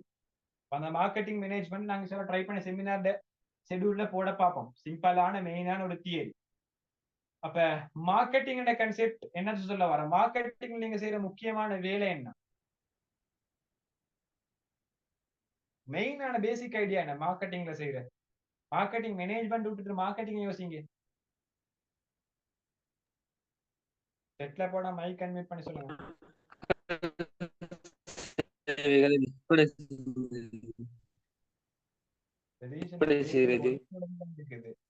பொருட்கள் செயல்பாடு செய்யறது. நீங்க பேசுறது உடச்சு கேக்குது. உங்களுக்கு நீங்க மட்டும் செட்ல போட மத்தவங்க மைக் கன்வெர்ட் பண்ணி சொல்லி போய்க்க.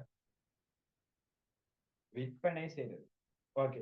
மார்க்கெட்டிங்ல செய்யற நடக்குது விற்பனை அல்ல, விற்பனைக்கான தூண்டுதல். இதுதான் மார்க்கெட்டிங் மெயின் வேலை. விற்பனை செய்யறதுக்கு விற்பனை டிபார்ட்மெண்ட் இருக்கும், சேல்ஸ் டிபார்ட்மெண்ட். சேல்ஸ் டிபார்ட்மெண்ட் தனி ஒரு டிபார்ட்மெண்ட் இருக்கும். பொருட்கள் சேவைகளை விற்பனை செய்யுது. ஓகே, சேல்ஸ் டிபார்ட்மெண்ட் தனி ஒரு டிபார்ட்மெண்ட் இருக்கும். சேல்ஸுக்கு சரி தனி ஒரு டீம் இருக்கும். டிபார்ட்மெண்ட் இல்லாட்டியும் சேல்ஸுக்கு சரி தனி ஒரு டீம் இருக்கும். ஆனா இவங்களோட வேலை என்னன்னு சொன்னா சேல்ஸ் எடுக்கிறதுக்கு தூண்டுதல், அட்ராக்டிவ் பண்ற வேலை தான் இவங்களோட மார்க்கெட்டிங் வேலை. அப்ப மார்க்கெட்டிங்ல எப்படி அட்ராக்டிவ் பண்ணிடும்? தரமான பொருள் சொல்லி தரமற்ற ஒரு பொருளை காட்டணும். மக்களுக்கு எப்படி மக்கள் எதை பாக்குறாங்க? பேசிக்கா ஒரு பொருளை வாங்கக்குள்ள பேசிக்கா பாக்குறது டீல மோஸ்ட்லியான ஆட்கள் பாக்குறது வேலை. ஃபெஸ்ட்டுக்கே நீங்க பிறநாளுக்கு உடுப்பன் எடுக்க போனா ஃபெஸ்ட்டுக்கே ஒரு உடுப்பன் எடுத்தா பாக்குறது என்ன வேலை. ரெண்டாவது பாக்குறது தான் தரம். விலையும் தரவும் செட் ஆனா நீங்க அந்த பொருளை பர்ச்சேஸ் பண்ணுவீங்க. இதுதான் பேசிக்கான விஷயம். எல்லாரும் பாக்குறது இதுதான். நீங்க ஒரு உடுப்பு எடுக்க போனாங்க எக்ஸ்பயர் டேட் பாக்குறது பேசிக்கா பாக்குறது இதுதான். மார்க்கெட்டிங்ல செய்யலுமான தவறு பேசிக்கா இது ரெண்டுலையும் மட்டும்தான். ஒன்று தரமே இல்லாத பொருளை தரம் என்று காட்டு.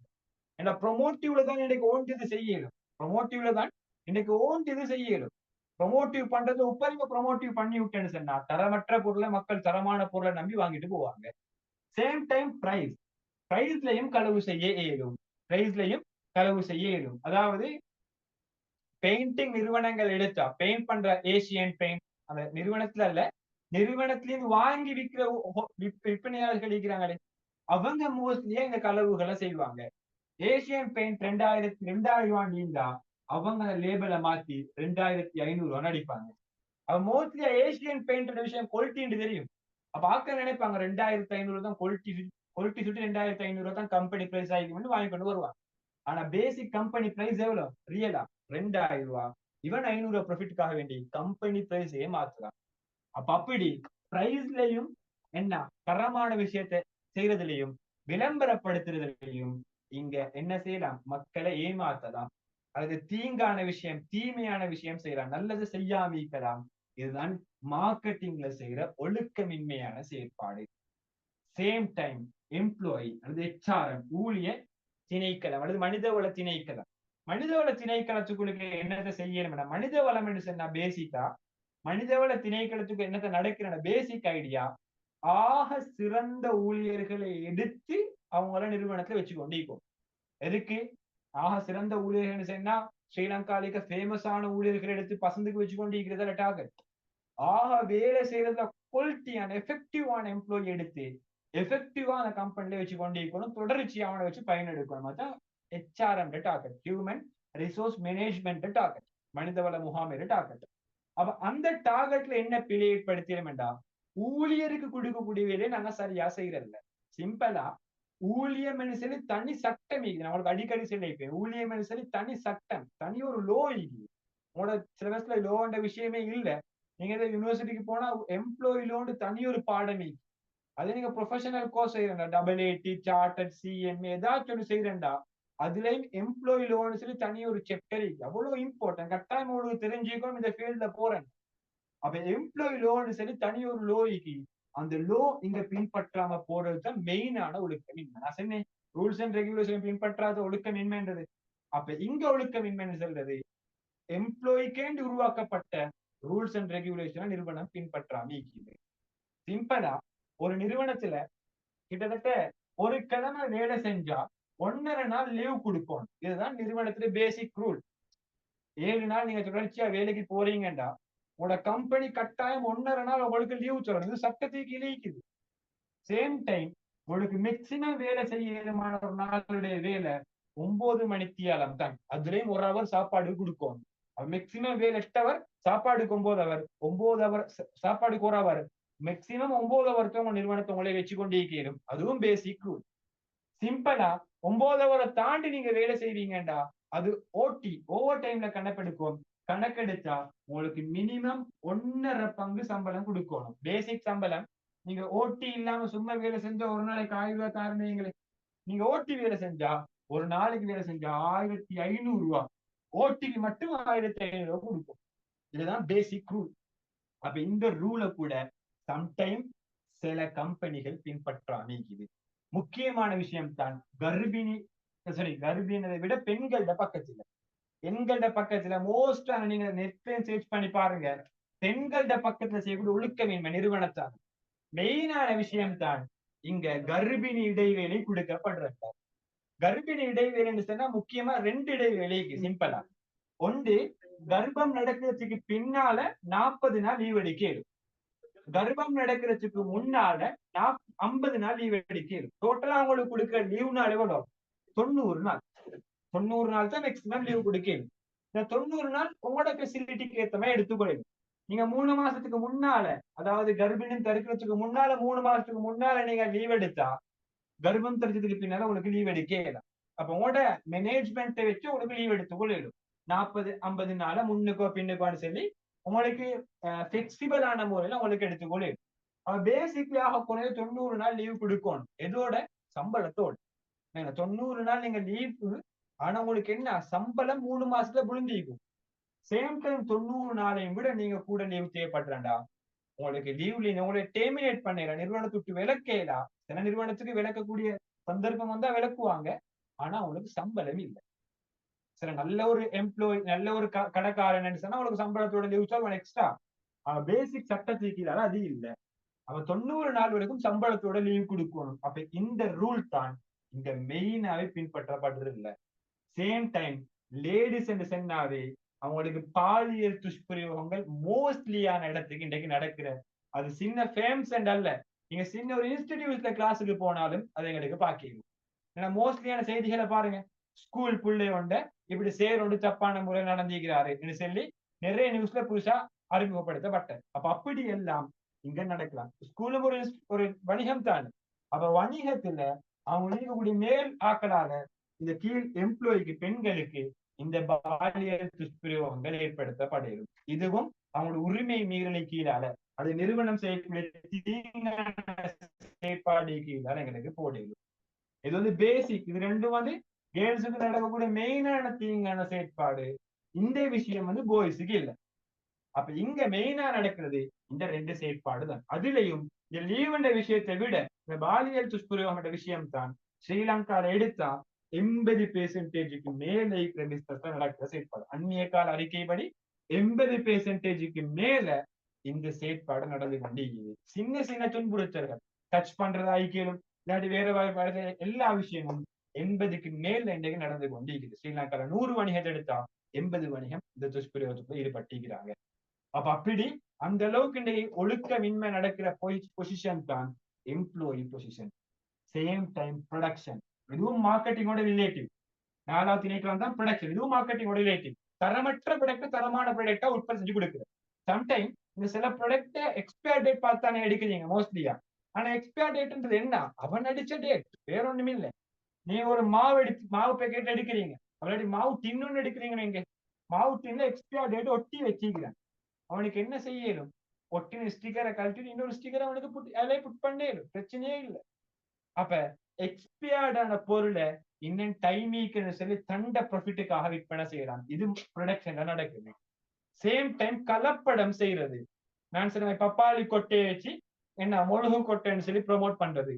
செங்கல் தூளை ஃபுல்லா உடைச்சு கொடுத்து கொச்சிக்க தூள்னு சொல்லி ப்ரொமோட் பண்றது. அப்படி மோஸ்ட்லியான இடத்துல நடக்குது. இப்ப சின்ன பிள்ளைகளுக்கெல்லாம், சின்ன ஒரு 5ஆம் வகுப்பு 6ஆம் வகுப்பு பிள்ளைகளுக்கெல்லாம் மேல என்ன கிட்னில கல்லு, அங்க கல்லு, இங்க கல்லுன்னு சொல்லி நிறைய சுகாதார பிரச்சனையை ஃபேஸ் கொள்றாங்க.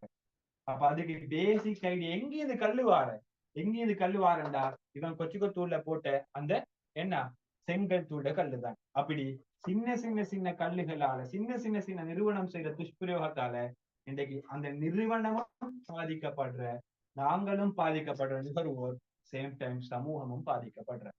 அப்ப இப்படி 3 திணைக்களத்திலையும், ஏன் 3 திணைக்களம் நான் சொன்னேன் 4 திணைக்களம் முக்கியம் என்றா, இதெல்லாம் மக்களோட ரிலேட்டிவ். பாருங்க, ப்ரொடக்ஷன் டிரெக்டா மக்களுக்கு தான் இம்பாக்ட், எம்ப்ளாய்மெண்ட் விஷயம் டிரெக்டா மக்களுக்கு தான் இம்பாக்ட், மார்க்கெட்டிங் விஷயம் டிரெக்டா மக்களுக்கு தான் இம்பாக்ட், அக்கௌண்டிங் விஷயம் டிரெக்டா கவர்மெண்ட்டுக்கு தான் இம்பாக்ட். முக்கியமான ரெப்யூட்டேஷனை பாதிக்கிற அல்லது நிறுவனத்து சந்தை விட்டே இல்லாம ஆக்கள் தான் இந்த மக்களும் அரசாங்கம் செல்றது. அப்ப அவங்களோட ரிலேட்டிவான 4 திணைக்களம்னாலதான் 4யும் கைடா மெயின் பண்ணி உங்களோட பணி பிசினஸ்ல போட்டிக்கிறான். சரியா? அப்ப இது 4ம் மெயினான விஷயம். உங்களோட ஒழுக்க விநியோகத்தை பின்பற்ற வேண்டியது. அப்ப 4 டிபார்ட்மெண்ட்டும் என்னென்ன ஒழுக்க துஷ்பிரயோகங்களை செய்யலும், அதனால யாரு பாதிக்கப்படுறாங்க எல்லா கன்செப்டும் பார்த்திருக்கோம். இது கிளியரான சொல்ல போய் இந்த விஷயம் கிளியரா?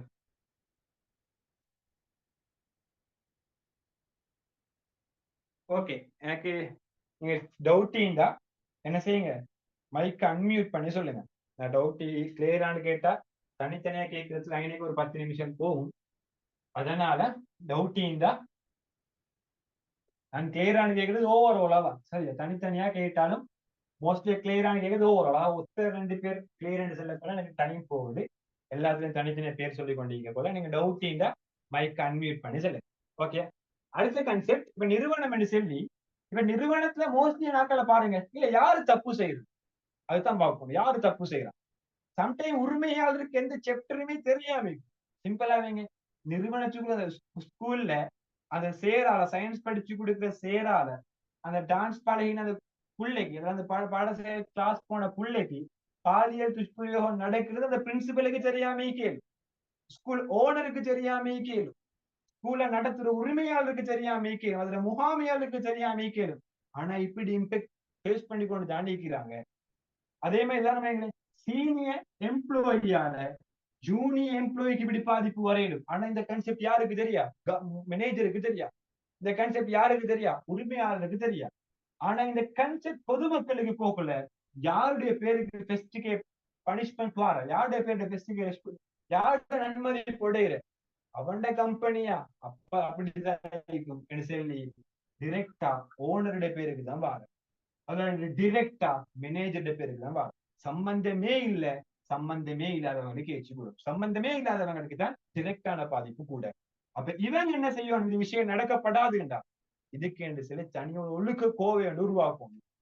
ஸ்கூல்ல சரியா முடிய பிடிச்சி அனுப்பு. உதாரணம் ஒரு ப்ரிஃபெக்ட் நான் சொன்ன மாதிரி கேட் கிட்ட இருக்கிறீங்க, கேட் கிட்ட இருக்கிற ஸ்கூல்ல ப்ரிஃபெக்ட் உண்டு. நீங்க ப்ரிஃபெக்ட் ஆகிக்கிறீங்க கேட் கிட்ட. போயோ கேட் உங்களுக்கு பாய்ஸையும் பார்க்கணும், கேர்ள்ஸ் ஆகிக்கிறவங்க பாய்ஸ் செக் பண்ணிடும், சேம் டைம் பாய்ஸ் ஆகிக்கிறவங்க கேர்ள்ஸ் செக் பண்ணிடும். ஒரு ரெகுலேஷன் இப்ப உங்களோட ஃப்ரெண்ட் ஒன்று இருக்கிறான் சரியா, அந்த ஃப்ரெண்ட் ஹேர் கட் செப்பரேட்டா ஸ்கூலை விட பிரச்சனை. ஸ்கூல்ல பிடிச்ச 8 எழுத முடியதான் அவர் வெட்டிக்கிறார், ஸ்கூல்ல தாடி விளக்கையில தாடி வளர்த்துக்கொண்டு வந்திருக்கிறார். அப்ப இவரோட ஃப்ரெண்ட் இன்னைக்கு தான் நிற்கிறாரு, இவர் தான் ப்ரிஃபெக்ட். இந்த ப்ரிஃபெக்ட் ஃப்ரெண்ட் தான் அப்படி நடந்து கொண்டு வராங்க. அவன் மோஸ்டா ஃப்ரெண்ட் சில பிள்ளைங்களுக்கு ஹோல்ட் பண்ணி வைக்கல. சரி உப்பரிமா மல் போக்கு அவர் தான் பெஸ்ட் ஃப்ரெண்ட் சொன்னா சரி பரவாயில்ல நீ போ நாளை வெட்டிவான்னு சொல்லி விடுவோம். மோஸ்டானவங்க அப்படிதான்.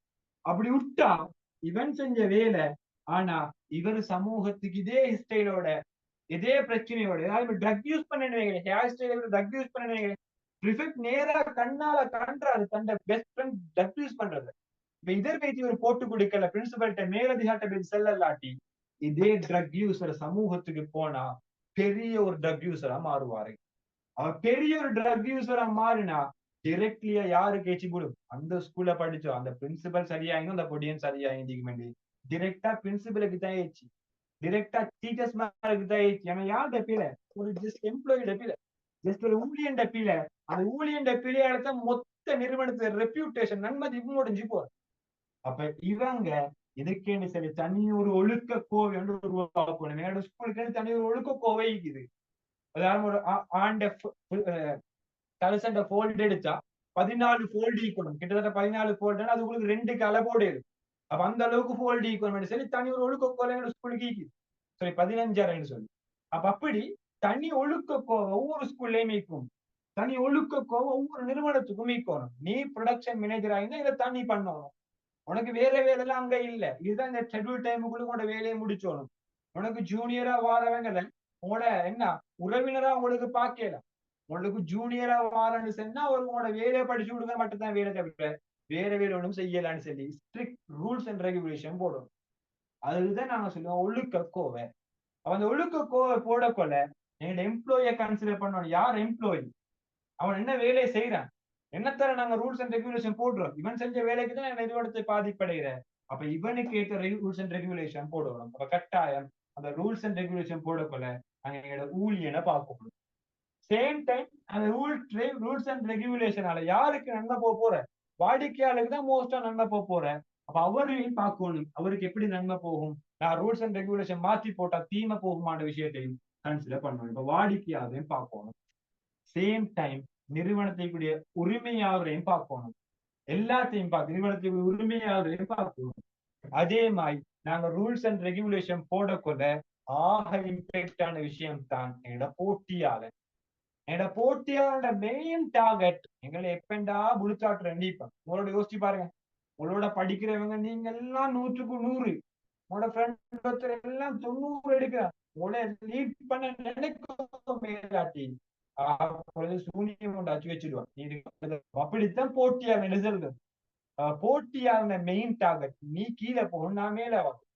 அப்ப நீங்க சின்ன ஒரு பிழைய போட்டுட்டா உங்களுக்கு சோசியல் மீடியால பப்ளிஷ் பண்றவன் யார் ஆயிப்பான்? போட்டியாளர் அது ஆயிப்பான். காரணமா அந்த ஸ்கூல்ல செஞ்ச சின்ன ஒரு தப்பு, நான் சின்ன தப்பு நம்ம ஸ்கூல்ல செய்யல, நீங்க செய்யக்கூடிய சின்ன ஒரு நிறுவனத்துல செய்யக்கூடிய தப்ப பெரிய தப்ப ஜூம் பண்ணி காட்டுவாங்க. காரணமா ஒரு பெரிய பொக்ஸுக்கு சின்ன டொட்டன்னு வச்சா விளங்காது. வேணாம், நீங்க செய்யற தப்பு இப்படி தானே இருக்கும். ஆனா உங்களோட சோசியல் மீடியால காட்டுறது உங்களோட போட்டியாளன் இவ்வளவுக்கு ஜூம் பண்ணி காட்டுவான். அப்ப நீங்க செஞ்சது ஃபுல்லா தப்பு மாதிரி தான் இருக்கும். அப்ப இப்படிதான் சோசியல் மீடியால போட்டியாளன் உங்களை ப்ரமோட் பண்ணுவான். அவ நீங்க உங்களோட ஒழுக்கக்கோளை உருவாக்கொலை அவனுக்கு சார்பா ஜென்மத்திலே எங்கட ரெப்யூட்டேஷனை உடைக்கிற அளவுக்கு ஒரு போட்டி நீங்க ஒழுக்கக்கோளை உருவாக்கணும். ஒழுக்கக்கோளை உருவாக்கல நீங்க போட்டியாளையும் பார்ப்பீங்க.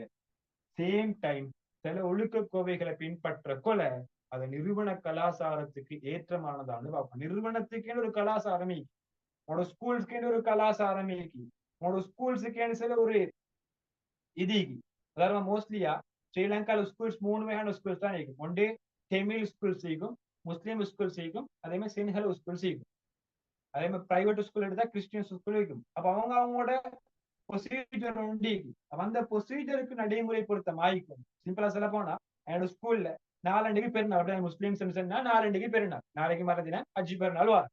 அப்ப அந்த அஜி பெருநாளை என்னோட ஸ்கூல் திறந்திக்கிறேன். நீங்க கட்டாயம் ஸ்கூல் போன் ஒரு கலாச்சாரம் கொண்டு வரோ அப்படி ஒரு ஒழுக்க விளிமை கொண்டு வரணும்னு கேட்டா நடைமுறைப்படுத்துறதுக்கு சாத்தியப்பாடு போறோம்.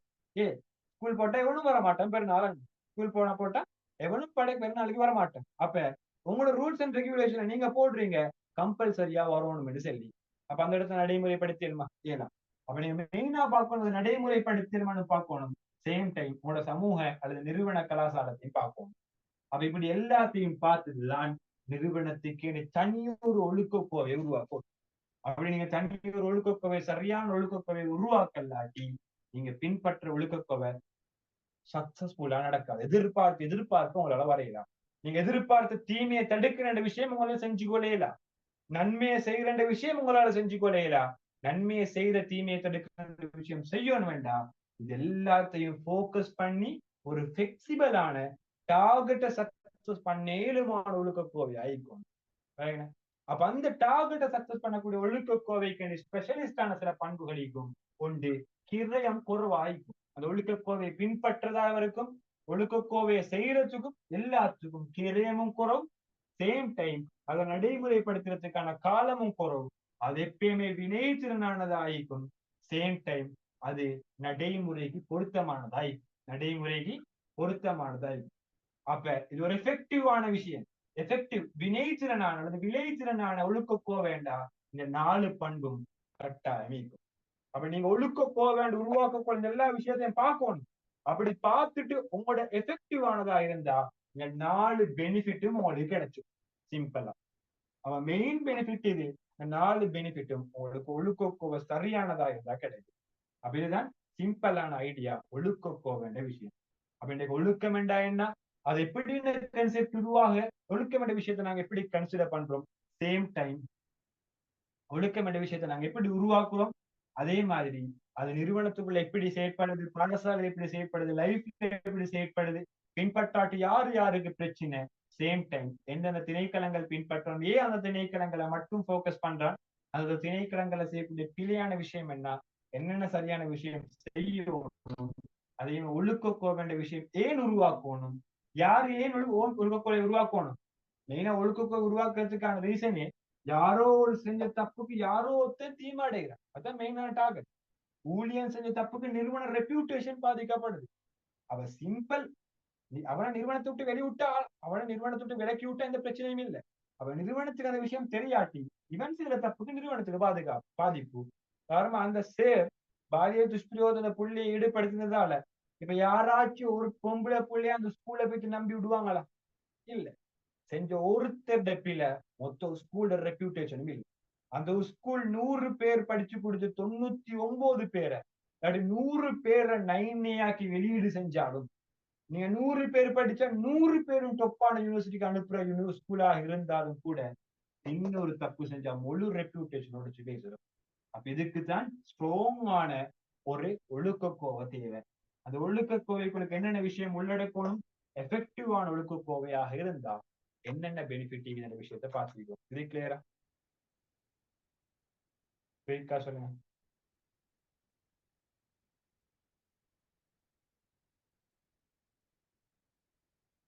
இந்த விஷயம் கிளியரா?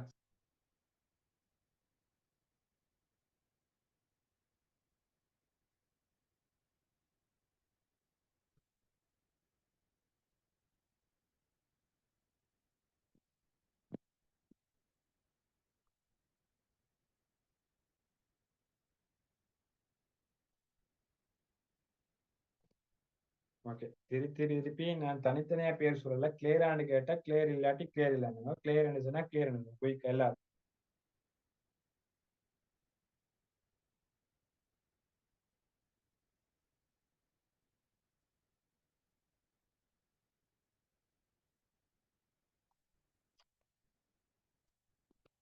ஓகே. எனி டவுட் இருந்தா உங்களுக்கு தாராளமா கேட்குது. இந்த கன்செப்ட் கிளியர் தானே? ஒழுக்க விளிமியத்துல என்ன கேள்வி கேட்டாலும் செய்கிற ஏழுமான மேக்சிமமான ஒரு ஐடியா உங்களுக்கு தந்திக்கு. சிம்பிளா உங்களோட போர்ட்ல கைட்லி ஒரு விஷயம் மட்டும் இல்லாம ஒழுக்க கோவையில எப்படி ஒரு கேள்வி கேட்டாலும் உங்களுக்கு ஆன்சர் பண்ணி தாண்டி ஒரு கேள்வி கேட்கலாம். நன்மையை பேசிக்கிறோம், தீமையை பேசிக்கிறோம், சேம் டைம் எப்படி வந்தேன்னு பேசிக்கிறோம், இது எஃபெக்டிவான விஷயத்துக்கு என்ன பண்பிக்கிறோம்னு பேசிக்கிறோம், உங்களோட கைடை தாண்டி எதே விஷயம் பேசிக்கிறோம். மேக்சிமமான கேள்வி கேட்டமான எல்லா பாயிண்ட்டையும் நாங்க பேசிக்கிறோம். அப்ப இதை தாண்டி சில பாயிண்ட் வாரன்னு நான் கேட்கிறேன்னு சொன்னா நாங்க பேப்பர் கிளாஸ் டிஸ்கஸ் பண்ணுவோம். சரியா? அதை தாண்டி பேப்பர் உள்ள கேட்டிக்கேலா அவ்வளோக்கு எல்லா விஷயத்தையும் உள்ளடக்கி தான் நாங்க டிஸ்கஸ் பண்ணிக்கிறோம். அதையும் தாண்டி ஒரு விஷயம் கேட்கிறான்னு சொன்னா நாங்க பேப்பர் கிளாஸ் தான் பார்ப்போம் என்னத்தை கேட்கிறான்னு சொல்லி. சரியா? கிளியர் நினைக்கிறேன்.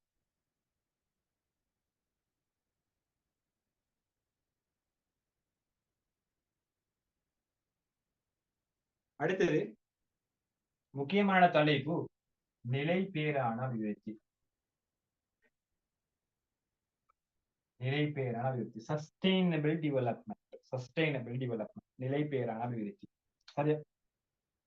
நிலை பேரான அபிவிருத்தி என்றதை விட இதெல்லாம் அபிவிருத்தி என்ற கன்செப்ட நீங்க பிசினஸ்லயும் படிச்சிருப்பீங்க, எக்கனாமிக்லயும் படிச்சிருப்பீங்க.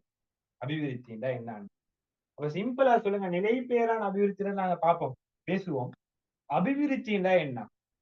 யாராச்சுக்கு தெரியுமா? அபிவிருத்தி டெவலப்மெண்ட் டெவலப்மெண்ட்ன்றது வேற, சஸ்டைனபிள் டெவலப்மெண்ட்ன்றது வேற. அபிவிருத்தின்னா என்ன? நிலை பேரான அபிவிருத்தி விட்டு அபிவிருத்தி என்ற சிம்பிளா குயிக்கா யாராச்சுக்கு தெரியுமா? அபிவிருத்தி மைக் கன்வெர்ட் பண்ணி சொல்லுங்க குயிக்கா. செட்ல போடாம மைக் கன்வெர்ட் பண்ணி சொல்லுங்க, அப்பதான் லேசாயி. சிம்பிள் உங்களுக்கு தெரிஞ்சா சொல்லுங்க. பிரியாணா பிள்ளையாட்டும் சரியான சரி அவ்வளவு. உங்களோட மூஞ்சி எனக்கும் தெரியா யாரன்னு படிக்கிறேன்னு சொல்லி. உங்களோட முகத்தை உங்களோட ஃப்ரெண்ட்ஸுக்கும் தெரியும் உங்களுக்கு இட்டேக்கிறாங்க. அப்ப எதுக்கு பயம்? சொல்ல வேண்டியது ஆன்சர்.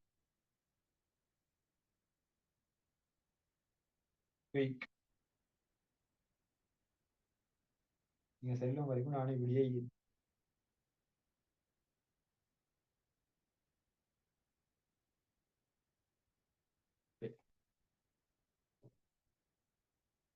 செட்ல போட வானம் பிரதீஷனை தவிர இதெல்லாம் கிளியரா எனக்கு செட் வாய்ஸ் நோட்ல போடும்.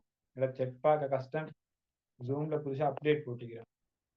அந்த அப்டேட்ல செட் பார்க்க கஷ்டம். செட் காட்டுறதுல நாங்க வேற ஆப்ஷனுக்கு போய் தான் செட் பார்ப்போம்.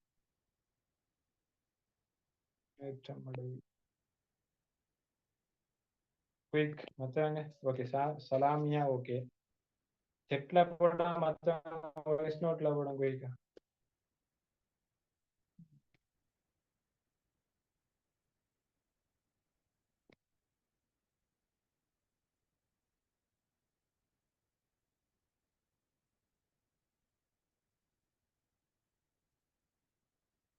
Okay Aarthika, very good.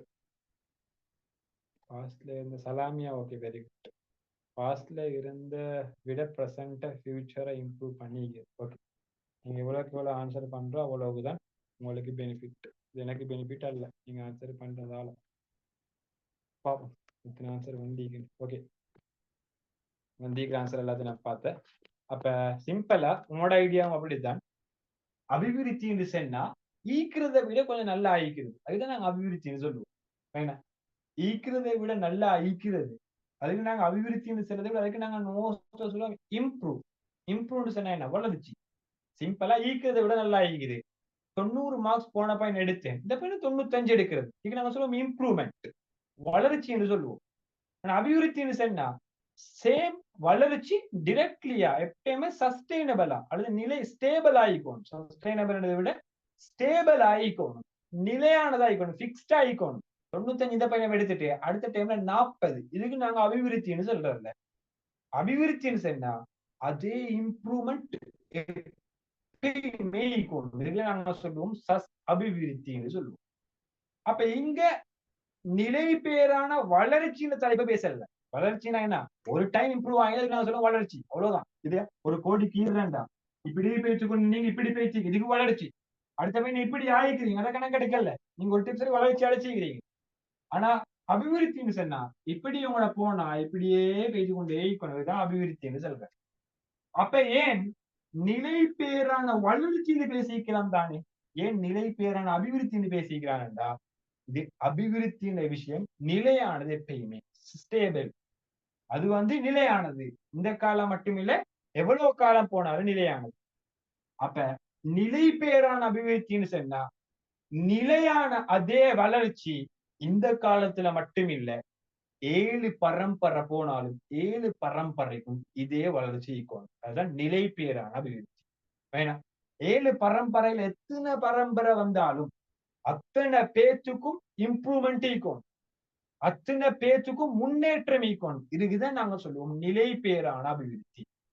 நிலை பேரான அபிவிருத்தியில கன்செப்ட நிறைய பேர் நிலை பேரான அபிவிருத்தின்றதை விட மோஸ்ட்லியா நாட்கள் இன்றைக்கு பாக்குறது என்ன, அபிவிருத்தியில கன்செப்ட் தான் பாக்குறாங்க. சிம்பிளா ஒரு நிறுவனத்தை எடுங்களே, பெருசா யோசிக்காம ஒரு நிறுவனத்தை எடுங்களே. உதாரணமா ஒரு சில்லறை கடை, சில்லறை கடைக்கு நீங்க போறீங்க, சில்லறை கடையில டார்கெட் என்ன, 100 நாள ப்ராஃபிட்ட கூட எடுக்கணும், அதுதான் ஒரு டார்கெட். 100 நாள் ப்ராஃபிட்ட கூட எடுக்கும், அதுதான் ஒரு டார்கெட். இப்ப நீங்க போறீங்க பெய்தா, நீங்க ஒரு அப்படி யோசிக்காம உங்களுக்கு பெருசா அந்த மார்க்கெட்ல அந்த ஃபீல்டுல அறிவு ஒண்டி இல்ல அப்படின்னு யோசிப்போம். நான் போனாலும் எனக்கும் அந்த ப்ராடக்ட் சம்பந்தமான அறிவு ஒண்டி இல்லைன்னு யோசிப்பேன். நான் ஒரு ப்ராடக்ட் எடுக்க போறேன். அப்ப அவருடைய டார்கெட் இன்றைக்கு வியாபாரம் குறவு, சரியான மோடினோடு மாட்டினான் தலைக்கு அடிச்சுருவோம் சொல்லி மேக்சிமமான வேலையில அடிக்க போறாரு. அந்த ப்ராடக்ட மார்க்கெட்ல எடுத்தா 100 ரூபாய் கிடைக்கலும், அவர் செல்லாரு இல்லது ஒரு 500 ரூபாய் குவாலிட்டியான ப்ராடக்ட். இப்ப பெட்டாகலுக்கு பெய்தா கொழும்புல மோஸ்ட்லியா இதுதான் நம்மளோட போக்கஸ். 100 ரூபாய் ப்ராடக்ட் 500 ரூபாய் அடிக்கிறது. நீங்க 10 நாரங்க எடுக்க போனா ஒரு 10 அல்லது 100 எடுத்தீங்களே, அவனோட டார்கெட் நல்லதை கொடுக்க வேண்டிய இல்ல, அவனுக்கு தெரியும் திருப்பி நீங்க எடுக்க வாரலன்னு சொல்லி, அவனுக்கு தெரியும் நீங்க தூரிக்காலன்னு சொல்லி. அவன் 100 நீங்க நாரங்கவோ ஏதோ ஆரஞ்சு ஆர்டர் பண்ணினா 100ல மினிமம் 20 சரி அவன் இதை ஓட்டிப்பான். அப்பதான் அவனுக்கு 2 நாள்ல ப்ராஃபிட் உச்சப்படுத்தி. மோஸ்ட்லியான பிசினஸ்ல போக்கஸ் இதுதான். இப்படி போக்கஸ் பண்ணினா இந்த போக்கஸ் இந்தியோட முடிஞ்சு, இந்த போக்கஸ் இந்தியோட முடிஞ்சு. இதே இம்ப்ரூவ்மெண்ட் உங்களுக்கு நாளைக்கும் கிடைக்காது. இதே இம்ப்ரூவ்மெண்ட் இதே பிசினஸ் அடுத்த ஜெனரேஷன் செஞ்சா அவனுக்கும் அதே ப்ராஃபிட் எடுத்துக்கொள்ள இயலாம். அவன் பிசினஸ்ல செல்ற என்னண்டா, நிலை பேரான அபிவிருத்தி செல்ற என்னண்டா, நீங்க ஒரு கடை செய்றீங்க, அதே கடை 7 பரம்பரை வரைக்கும் செஞ்சாலும் இன்றைக்கு அடையிற அதே டொக் ப்ராஃபிட் அவனும் அடையும். அதுக்கு தேவையான நடவடிக்கை தான் நீங்க செய்யணும். இதுதான் நிலை பேரான அபிவிருத்தி. இன்றைக்கு மட்டும் நீங்க 100 ரூபாய் ப்ராடக்ட் 500 ரூபாய்க்கு வித்தா நாளைக்கு கூட அந்த கடைக்கு போக மாட்டீங்க. அவன் இன்றைக்கு நல்ல ப்ராஃபிட் ஆயிக்கும், நாளைக்கு லோசஸ், நாளைக்கு லோஸ். அவனுக்கு இன்றைய இம்ப்ரூவ்மெண்ட் கூட நாளைக்கு இல்லை. ஆனா நிலை பேரான அபிவிருத்தி அப்படி சொல்லல, 7 ஜெனரேஷன் அல்ல 100 ஜெனரேஷன் வந்தா அந்த கடையை செஞ்சாலும் கண்டினியூஸா அதே ப்ராஃபிட் 100 ஜெனரேஷனுக்கு. அப்ப என்ன செய்யணும், இந்த வேலையை இங்க செய்யலாம். அப்ப எந்த வேலையை செஞ்சா நிலை பேரான அபிவிருத்தி கிடைக்காது, எந்த வேலையை செஞ்சா நிலை பேரான அபிவிருத்தி கிடைக்கும் என்ற விஷயம் தான் நான் இங்க பேச போறேன். சரியா? அப்ப நிலை பேரான அபிவிருத்தி கன்செப்ட் உருவாக்கிற 3 ஃபவுண்டமெண்டல் தூணால, 3 தூண் மூணு கன்செப்ட். உதாரணமா சிம்பிளா வைங்கள ஒரு ஊடு ஒண்டிக்குது, ஒரு ஊடு ஒண்டிக்குது. இல்லாட்டி நீங்க வாகனத்தை எடுங்க, மோட்டார் மோஸ்ட்லி எல்லாரும் த்ரீ வீல் கண்டிப்பீங்க, த்ரீ வீல் காண்டாக்க நீக்க மாட்டீங்க. த்ரீ வீல் எத்தனை டயர்ல ஓடுது? யாராவது த்ரீ வீல் எத்தனை டயர்ல ஓடுது? 3. 3. ரெண்டுல போட்டா ஓடிடுமா? ரெண்டு த்ரீ வீல் டயர்ல சரியா? கஷ்டம். ஆனா நீங்க யோசிச்சீங்க, த்ரீ வீல் மூணு டயர் உங்களுக்கு தெரியும். த்ரீ வீல் மூணு டயர். சில இடத்துல கலர்ஸ் காட்டுவாங்க, அதாவது சில இடத்துல படம் காட்டுவாங்க. நான் சொல்ல படம் காட்டுறேன்னு சொல்லி அவங்களோட அவங்களுக்கு ஏழுமான விஷயத்த கொஞ்சம் த்ரீ வீல காட்டுறது. அப்படி காட்டுறவங்க ரெண்டு வீல்ல தான் போவாங்க. மூணு வீல் த்ரீ வீல் வரதுக்கு அதுதான் ரீசன். மூணு வீல், மூணு டயர் கைக்கு. மூணு டயர்ல இருக்கிற த்ரீ வீல ஒரு டயரை தூக்கிட்டு ரெண்டு டயர்ல ஓட்டுறேன். இதே ஓட்டுற எவ்வளவு தூரம் ஓட்டிலும் அவனுக்கு மினிமம் ரெண்டு டயர்ல எவ்வளவு தூரம் ஓட்டிலும்? ஒரு 100 மீட்டர், சரி மேக்சிமம் ஒரு 500 மீட்டர், சரி மேக்சிமம் ஒரு 1000 மீட்டர், 1 கிலோமீட்டர். இதே இதே இதே அவன் பலாங்கோட இருந்து ஸ்டார்ட் பண்ணி கொழும்புக்கு புகையில ரெண்டு டயர்ல புகையிலும் உசுரோட அவன் போக மாட்டான். சரியா? அப்ப அவனும் உசுரோட போகணும், வாகனத்துக்கும் எந்த பாதுகாப்புமே தேவைன்னு சொன்னா மூணு டயரை யூஸ் பண்ணியே தானே ஆகணும். அந்த மூணு எப்படி டயர் வாகனத்துக்கு முக்கியமோ அந்த அந்த ட்ரீவீலுக்கு முக்கியமோ, இந்த மூணு தூணும் பிசினஸ் கண்டினியூஸான ப்ராஃபிட்ட இன்றைக்கு நாங்க மட்டுமில்லை 7 ஜெனரேஷன் எடுக்கிறண்டாலும் 7 ஜெனரேஷனுக்கும் இந்த மூணு தூண் முக்கியம். மூணு தூணை சரியா நாங்க பின்பற்றலாட்டி எங்களுக்கும் சரியான ப்ராஃபிட் கிடைக்காது. 7 ஜெனரேஷன் விஷயம் ப்ராஃபிட்டை விட்டு அந்த கடையே காணலாம். இன்னைக்கு எங்களுக்கு ப்ராஃபிட் இல்லை, நாங்க கடையை மூடுவோம். அடுத்த ஜெனரேஷன் பார்த்த இந்த இடத்துல ஒரு கடை இருச்சா என்று கூட கேட்கக்கூடிய கேள்விக்குரிய வரும். அப்ப அந்த கடையில 7 ஜெனரேஷன் ப்ராஃபிட் விளைவிக்கணும் வேண்டாம், மினிமம் இந்த மூணு தூணை சரி காட்டிக்கொள்ளணும். ஆக குறைஞ்சது இந்த மூணு தூணை சரி காட்டு. இதுக்கு பிறகு நீங்க ஒரு பிசினஸ் ஸ்டார்ட் பண்ண போறீங்க, நீங்க ஒரு ஃபியூச்சர்ல பிசினஸ் ஸ்டார்ட் பண்ண போறீங்கன்னாலும் உங்களுக்கு லைஃப் செஷன் ஆகிக்கும். ஏன்னா அப்ப இதுல மூணு தூணுறது முக்கியம். அது ஒன்றுதான் சூழல் நிலைப்பேறான அபிவிருத்தி, பொருளாதார நிலைப்பேறான அபிவிருத்தி, சமூக நிலைப்பேறான அபிவிருத்தி. நாங்க என்னன்னு பார்ப்போம். நான் சொன்ன மாதிரி மூணு வீல் இல்லாம ரெண்டு வீல்ல ஓட்டேலும் தான் 100 மீட்டரை தாண்டி ஓட்டேலாம். ரெண்டு வீல்ல ஓட்டுறவங்க ஈக்குறாங்க தான் 100 மீட்டரை தாண்டி ஓட்டேலாம். சிம்பிளா ஒரு பைக் எடுங்களே, பைக்ல ஒரு டயர்ல ஓட்டுவேனா காட்டி பண்ணிப்பீங்க.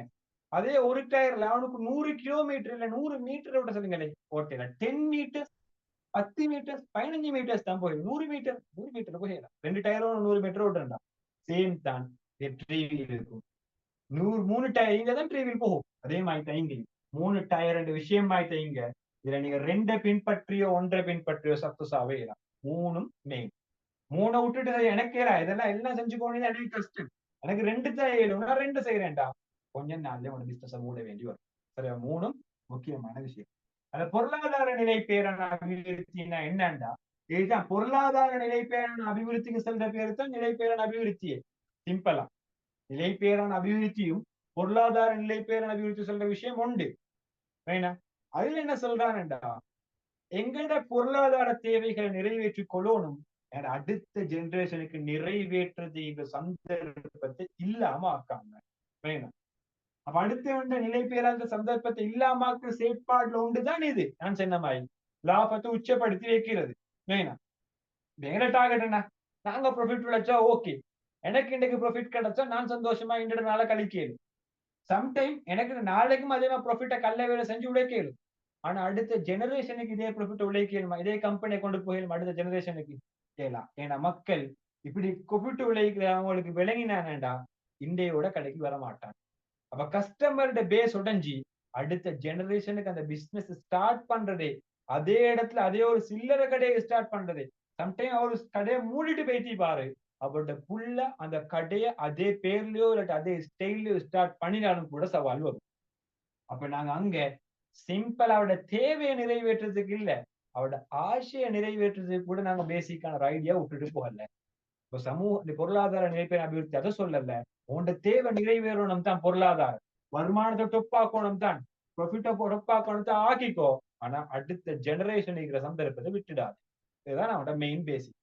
ஏன்னா உன்னோட தேவையை பூர்த்தி செஞ்சுக்கோ, உன்னோட வறுமை இல்லாம ஆயிக்கோ, உன்னோட செல்வத்தை உச்சப்படுத்திக்கோ, நீ டொப்பான சுகபோகியான வாழ்க்கையை வாழு. ஆனா என்ன வேணும், அடுத்த ஜெனரேஷன்ல கிடைக்கிற சந்தர்ப்பத்தை நீ கைவச்சிடப்படா. இதுதான் சமூக நிலைப்பேறான அபிவிருத்தி செல்வம். பொருளாதார நிலைப்பேறான அபிவிருத்தி செல்வம்.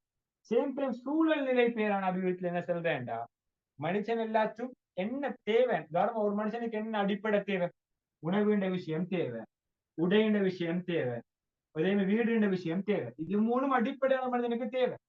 இந்த அடிப்படையான தேவை பூர்த்தி செய்யப்படாட்டி அடுத்த செகண்ட் உயிர் வாழ்றதும் சந்தேகம் தான். அடுத்த நிமிஷம் உயிர் வாழ்றது. அப்ப அப்படிப்பட்ட தேவையை பூர்த்தி செய்யாம உயிர் வாழ்றதே கேள்விக்குறி. அப்ப இந்த தேவை எங்கிருந்து பூர்த்தி ஆகுதுண்டா, எல்லா தேவையும் நீங்க நல்லா யோசிச்சு பாருங்க, சூழல் இருந்துதான் பூர்த்தி ஆகுது. உணவுண்ட தேவை அழிக்கலாம், உடையின தேவை அழிக்கலாம், வீடுண்ட தேவை அழிக்கலாம். எல்லா தேவையும் பூர்த்தி ஆகுது சூழல்ல இருந்து. வேறங்க, அப்ப சூழல்ல இருந்து உங்களோட தேவை பூர்த்தி ஆகுது. அப்ப இந்த அடிப்படை தேவையை, உங்களோட தேவையை மட்டும் கன்சிடர் பண்ணி மொத்த வளத்தை நீங்க உறிஞ்சி குடிச்சா அடுத்த ஜெனரேஷனுக்கு ஈக்காது. கடல் தண்ணியை நீங்க உறிஞ்சி குடிச்சா அடுத்த ஜெனரேஷனுக்கு கடல் நிலத்துல ஈண்டாண்டு கூட அறிகுறிக்காது. அப்ப அப்படி செய்யப்படாது. உங்களோட தேவைக்கு ஏற்ற வளத்தை எடுத்து உங்களோட தேவையை கம்ப்ளீட் பண்ணிக்கோங்க. சேம் டைம் அடுத்த ஜெனரேஷனுக்கான தேவையை விட்டு கொடுங்க. அப்படி ஏலா உங்களோட தேவையை பூர்த்தி செய்யக்கூட சமூகத்துல ஒரு அழிவு வரும் என்று சொன்னா, சூழல்ல ஒரு அழிவு வரும் என்று சொன்னா, நிலைப்பேற அபிவிருத்திக்கு நீங்க செய்ய வேண்டிய வேலை, அழிவு வந்ததை நீங்க ரிப்ளேஸ்மெண்ட் பண்ணணும். இதுதான் நீங்க படிப்பீங்க, மீள் உருவாக்கம் என்று படிப்பீங்க 4R என்ன கருவுல ரிப்ளேஸ்மெண்ட் பண்ணணும். அது என்ன ரிப்ளேஸ்மெண்ட்? சிம்பிளா யோசிங்களே, உங்களோட அடிப்படை தேவையிலொன்றுதான் வீடு. வீடு இல்லாம வாழையலாம். ஏன் வீடு தேவை? பாதுகாப்புக்கு. உதாரணமா உங்களோட வாப்போ உம்மோ வீடோடு கெட்டாம, வீடு என்னக்கு தேவை? பாதுகாப்புக்கு தேவை. உங்களுக்கு செம்மையா தூக்கம் வருது, உங்களுக்கு வீடு இல்லை. அது சிம்பிளா யோசிங்களே, உங்களுக்கு வீடு இன்னொரு வீடு தான் நீக்குது. உங்களோட சொந்தக்காராக்கள் வந்திருக்கிறாங்க, 300 பேர் வந்திருக்கிறாங்க. 300 பேர் என் படுக்க போட்டு ரோட்ல அங்க இங்க எல்லா இடத்துலயும் படுக்க போட்டு எல்லாத்துக்கும் படுக்க போட்டுட்டு கடைசியா உங்களுக்கு தூங்குறதுக்கு ஒரு சான் இடைவெளி கூட இல்லை. ஒரே ஒரு இடைவெளி தான் நீக்குது, ஒரே ஒரு ஆப்ஷன் தான் நீக்குது. உங்க வீட்டுல முன்னுக்கு ஒரு கிணறு இருக்குது, உங்களுக்கு செம்ம தூக்கம். அந்த கிணறுல உங்களுக்கு கோணுமென்றால் நல்ல ஒரு பாதமான பலகையோட போட்டுட்டு தூங்கிடும். இது மட்டும் தான் ஆப்ஷன் ஆயிருந்தா நீங்க தூங்குவீங்களா? நன்றி பிரதீஷன், தூங்குவீங்களா இப்படி ஒரு ஆப்ஷன் கிடைச்சா?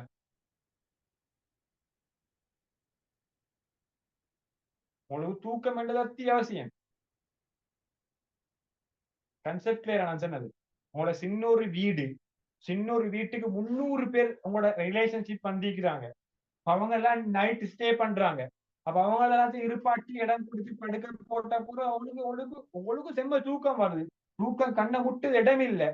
அப்ப அந்த டைம்ல உங்களுக்கு ஒரே ஒரு ஆப்ஷன் என்ன? உங்களோட வீட்டு கிணறுக்கு முன்னால நல்ல ஒரு பலகையை போட்டு நல்லா தூக்குறது. அப்படி இல்ல, பலகைதான் இல்ல, உங்களுடைய கான்கிரீட் போட்டிக்கிறாங்க கிணத்துக்கு மேல. அப்ப சொல்லுங்க, நீங்க பாய போட்டு தூங்குவீங்களா மேல? உங்க நினைக்க மாட்டோம். புலி பசித்தாலும் புல்ல தின்னாத மாதிரி உங்களுக்கு தூக்கம் வந்தாலும் அந்த இடத்துல தூங்க மாட்டீங்க. ஏனென்றா இங்க பாதுகாப்பு இல்லை. அதே பாதுகாப்பு உங்களோட வீட்டுள்ளுக்கு இருக்குதா எனக்கு கேட்டா இருக்குது. அப்ப வீடு அமைக்கிறதுக்கான முக்கியமான டார்கெட்டே பாதுகாப்பு. அப்ப பாதுகாப்போட தேவை அமைக்கிறதுக்கு வீடுன்ற விஷயத்தை நீங்க உருவாக்குறீங்க. அப்ப உருவாக்குறதுக்கு ஸ்ரீலங்கால எல்லா இடத்தையும் தேடி பார்த்து இடம் கிடைக்காது. ஒரே ஒரு இடம் தான் நீக்குது. உங்க வீட்டுக்கு முழு ஒரு பெரிய காடு ஒண்டிக்குது. அந்த காட்டுல ஊடு சட்டப்படியான ஊடு ஒன்று அடிச்சு உடைப்போம். உதாரணமா யாருட நாமல் ராஜபக்சோட ஹோட்டல் அடிச்சுதான் ஈகிள் ஹோட்டல் உண்டு. ஈகிள் டிசைன்ல அந்த ஹோட்டல் அடிக்கிறது தனி வனாந்திரத்துக்குள்ளு, தனி காட்டுள்ளுக்கு அடிச்சுக்கிறேன். அப்ப அப்படி ஒரு ஹோட்டல் ஒன்று அடிச்சிக்க மாதிரி உங்களுக்கு ஒரு வீடு அடிக்கிறதுக்கு ஒரே ஒரு ஆப்ஷன் உங்களோட காட்டுள்ளுக்கு மட்டும்தான் அடைக்கிறது. காட்டுள்ளுக்கு அடிக்க போல தனிக்கரை சுத்தி வர மரம் ஈக்குது, புள்ளி ஈக்குது. இதுக்கு மேலால பவுண்டேஷன் போடணுமா?